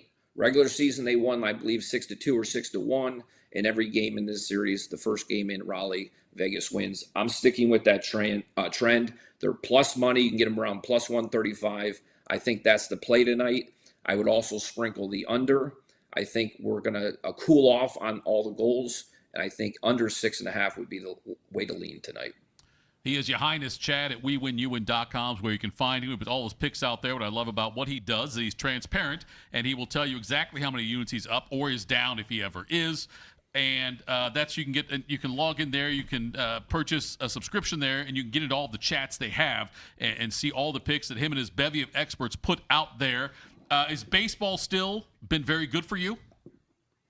Yeah, let me give you the I didn't have it ready, but I can pull it up in 2 seconds here. So this season, baseball we're at 11% return on investment. We're hitting at about 56% win rate, but don't let that scare you because, Tito, you can vouch for me. We're plus money players, right? The $750 bet was plus 115. The $500 bet before that was plus 110. So we play a lot of plus money, so don't get too caught up on the win percentage. But in the last month, $100 bettors should be up around $1,500, $1,600 just betting baseball only. Baseball only. That's a big time deal right there. You obviously have the Knicks in 6. Are you going to get any individual game action on Game 6 for the NBA Finals? I'm not sure, but I want to bring up something about the Knicks. They've been down double digits in the first quarter of every game of this finals. If you're not wise enough to live bet the Knicks in the first half around halftime, then you're not watching ball. I'm not an NBA expert, but we cleaned house last night. We had guys laying thousands of dollars on the Knicks plus 14, plus 12, plus 8, plus 6. I know some guys even sprinkled some money line when they were, plus 1,200, plus 1,500, winning big money last night. That trend's going to continue in the NBA, I do believe. Look for the Knicks to come out slow. They don't quit. Look at them play the Cavaliers. They were down 20 with 8 left. Look at last night. These Knicks got a lot of fight in them. Look to live bet the Knicks after they come out sluggish in the first quarter. Yeah, you're right. That's been interesting on that one. So you have been live betting that one. How often do you live bet in baseball games? Rarely. Baseball, rarely. Football, we do a ton. Hockey, we do a ton. And basketball, we do a ton. probably the biggest sport for live betting is college basketball. There's so many runs in college basketball. There's been times where I've been on both sides, both at plus money. That's an easy win when you have both teams to win and they're both plus money. So, yeah, we just play. It's almost kind of like the stock market if you're a day trader. So you're just watching the lines move and you're waiting for the right spot. There's certain systems we have in place that trigger certain things to know when to fire, when not to, based on time in the game, what the pregame point spread was, what the current line is, things of that nature. So I know I come out here and joke a lot, but there's a lot of analytics and a lot of mathematics going on behind the scenes that a lot of people don't see.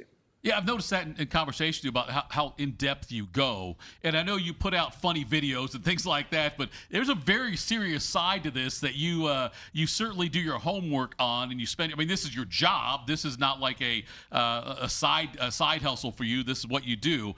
And when you're going through that, has that been difficult for you? Because you do come across, as we know your personality and the fact we see the videos, you dancing and things like that, sometimes shirtless, but all those things, though, that happen, is it difficult for you to sometimes get people to take you seriously until you show them the numbers?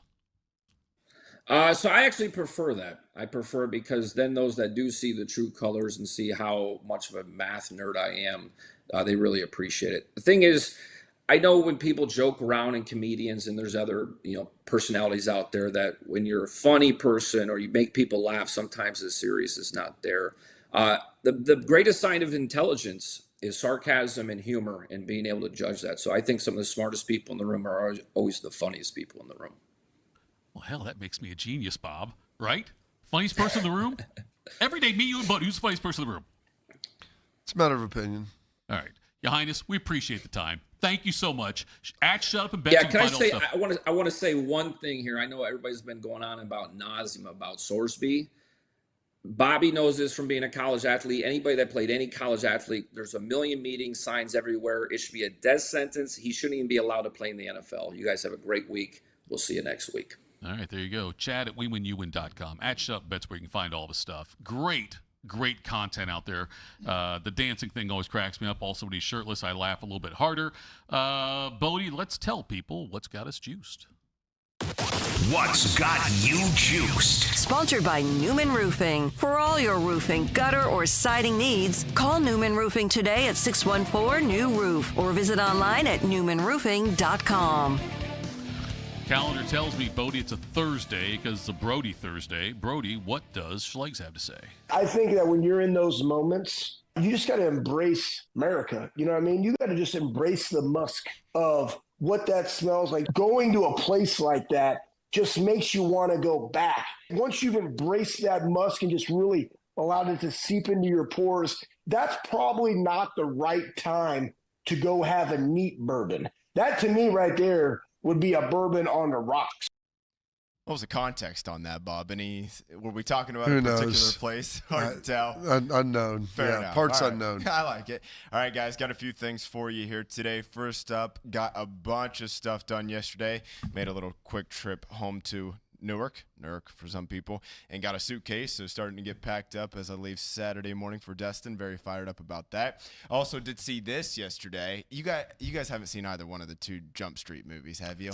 No, and I was literally talking to my wife because they just watched Central Intelligence, and I feel like Jump Street is kind of like... Yeah, you can get a similar vibe there. Yeah, like Get Hard and Jump Street, I think, might be the two next that will be up for mine. And they're both pretty funny, so they're coming out with a new one.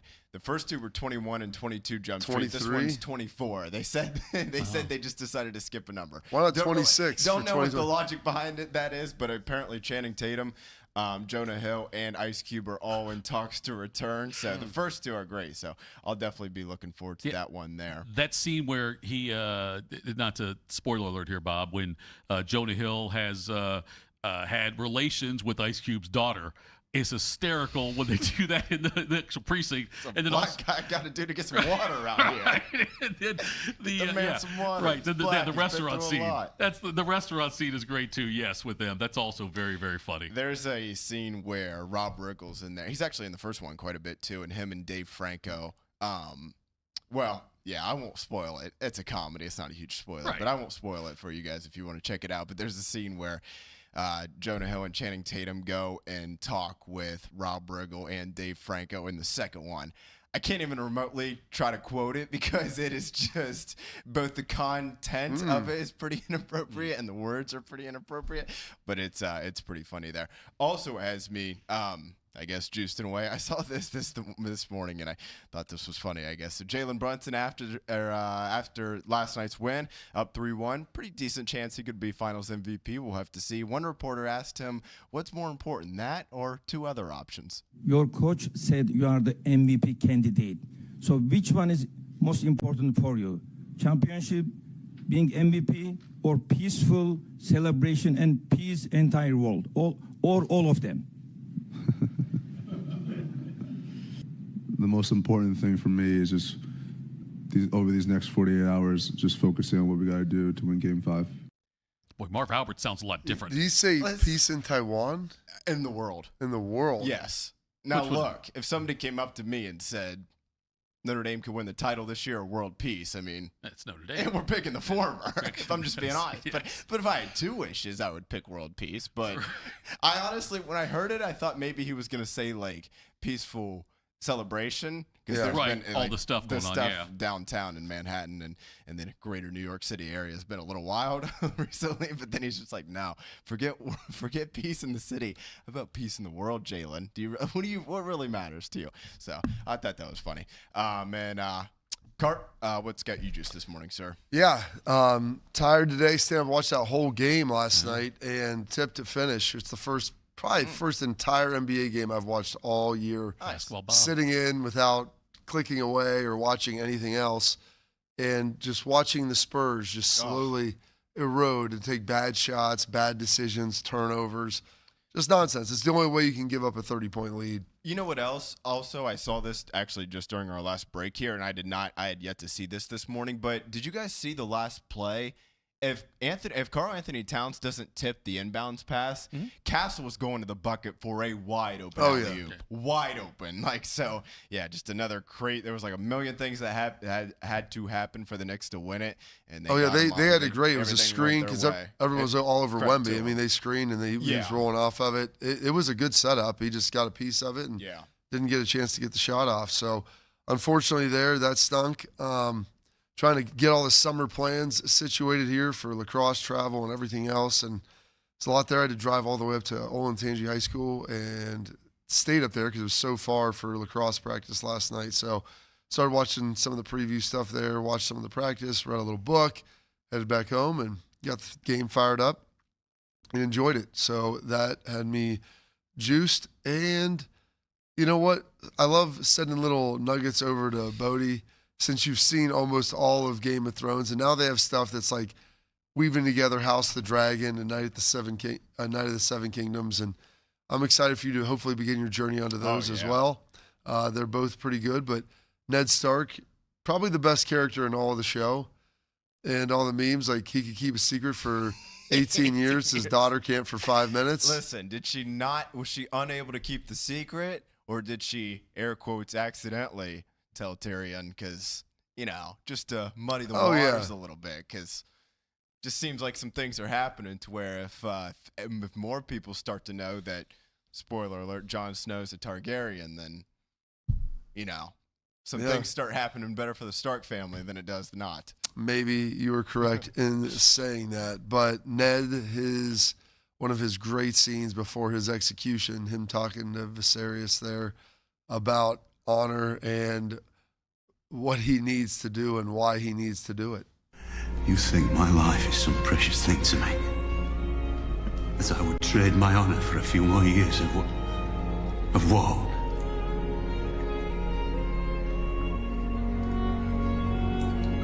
You grew up with actors. You learned their craft and you learned it well. But I grew up with soldiers. Learned how to die a long time ago. Whoever passes the sentence must also come on wield the sword. Great line. Learned how to die a long time ago. Thitoff. You mentioned 18 years. Kanye had a great quote about that. 18 years. You got one of your kids got you for 18 years. Bodie, if you ever waste some time here, you mentioned the wishes thing there. Go look at, there's a Steve Martin thing on Saturday Night Live. It had to be in the 80s where he talked about his one Christmas wish. If you go back and watch it, he kept changing it, but it's a fantastic thing Steve Martin did on SNL. You can waste some time on YouTube if you want to check that out. Let's see. What's got me juiced? Bodie, I'm getting less juiced here. You talk about your vacation more and more because I wish I was going with you to death. I know you don't wish I was going with you, but I wish I was going with you to Destin. Bob, you don't shake your head that you can take violently. A vacation. No, well, I could, but not really. Anyway, so what's got me juiced? Breer today. Tito, you can spend all your time making money. You could spend all your love making time. That is very true. That's what they say. You impress me all the time with your 70s song lyrics. Foreigner to the Eagles. Wonderful. That was the Eagles, correct? Yes? Was it the Eagles? Yes, yeah. Bob, was that the Eagles? If he says so. Pretty sure. Okay. I expected better from a returning letter winner there, Bob. But nonetheless, yes, I believe it was the Eagles, if I'm not mistaken on that one. But let's see. What's got me juiced? Take it to the limit. There we go. Let's see. Today, I've got a pile of mulch. And when I say a pile, Bob, I mean like it's. How many yards did you get? I have no idea how many yards it was. Okay, so. What I'm saying I is. don't need you to tell me how big the pile is. Just tell me how many yards it is, and I'll tell you how big it is. It's for 1 yard, but it's bigger than a yard. Bob, it is. The other day, it was probably 6 feet tall. Probably it's the width of the driveway. 6 feet tall? Yeah, it was 6 feet of mulch. Talk to Heather about it. But nonetheless, we've started moving it. But it's amazing, Bob, how much I've worked at moving. How much she's worked also. She's probably moved more than I have, which I know. Let me see your hands. What do you want to see my hand? Look. Top of your head. Flip them over. You haven't worked that much on it. Why? What? Do you think I get cut? Because your hands would smell like mulch, and you would have mulch in your fingers. I didn't do it yesterday, but I'm saying over the last few days. It's been there since Sunday. Thitoff, it stays in there for a week. Okay, Bob. I'm just telling you. No, okay. For somebody who mulches their yard, and we get close to 8 or 9 yards. This is where, I will tell you this. I have not touched the mulch. Okay? No, wait. I've shoveled it, and I put it in the wheelbarrow. Okay. I go and dump it, and the wife moves it around. Okay. So I've not physically touched mulch. So you wouldn't see that on there, Bob. But nonetheless, I've spent hours moving mulch. The pile, I think, is bigger. I don't know how that's happened. But no, Bob, I haven't touched the mulch. I've moved it, though. Okay. That's possible, correct? What if I had gloves on? You wouldn't see the mulch there, would you? It usually permeates the gloves. I wear gloves, and it doesn't seem to matter, so. You wear 2 gloves or just 1 glove? So you had a glove missing for a while, OJ. We got a big OJ day tomorrow. Big mulch day tomorrow? Oh, no, in history. Gotcha. Sorry. I thought it was a mulch thing. Or maybe you're going to murder somebody. I have no idea on that one, Bob. Murder a waiter. Nonetheless, though. Yes. I not convicted, though. So, anyway, that mulch pile, the fact it has not moved at all, despite me moving a lot of mulch, is concerning. I secretly think someone's coming in and adding mulch when I'm not, like in the middle of the night, I think. We can't put both cars in the driveway because said pile is so significantly in there. But I think... Unless it rains.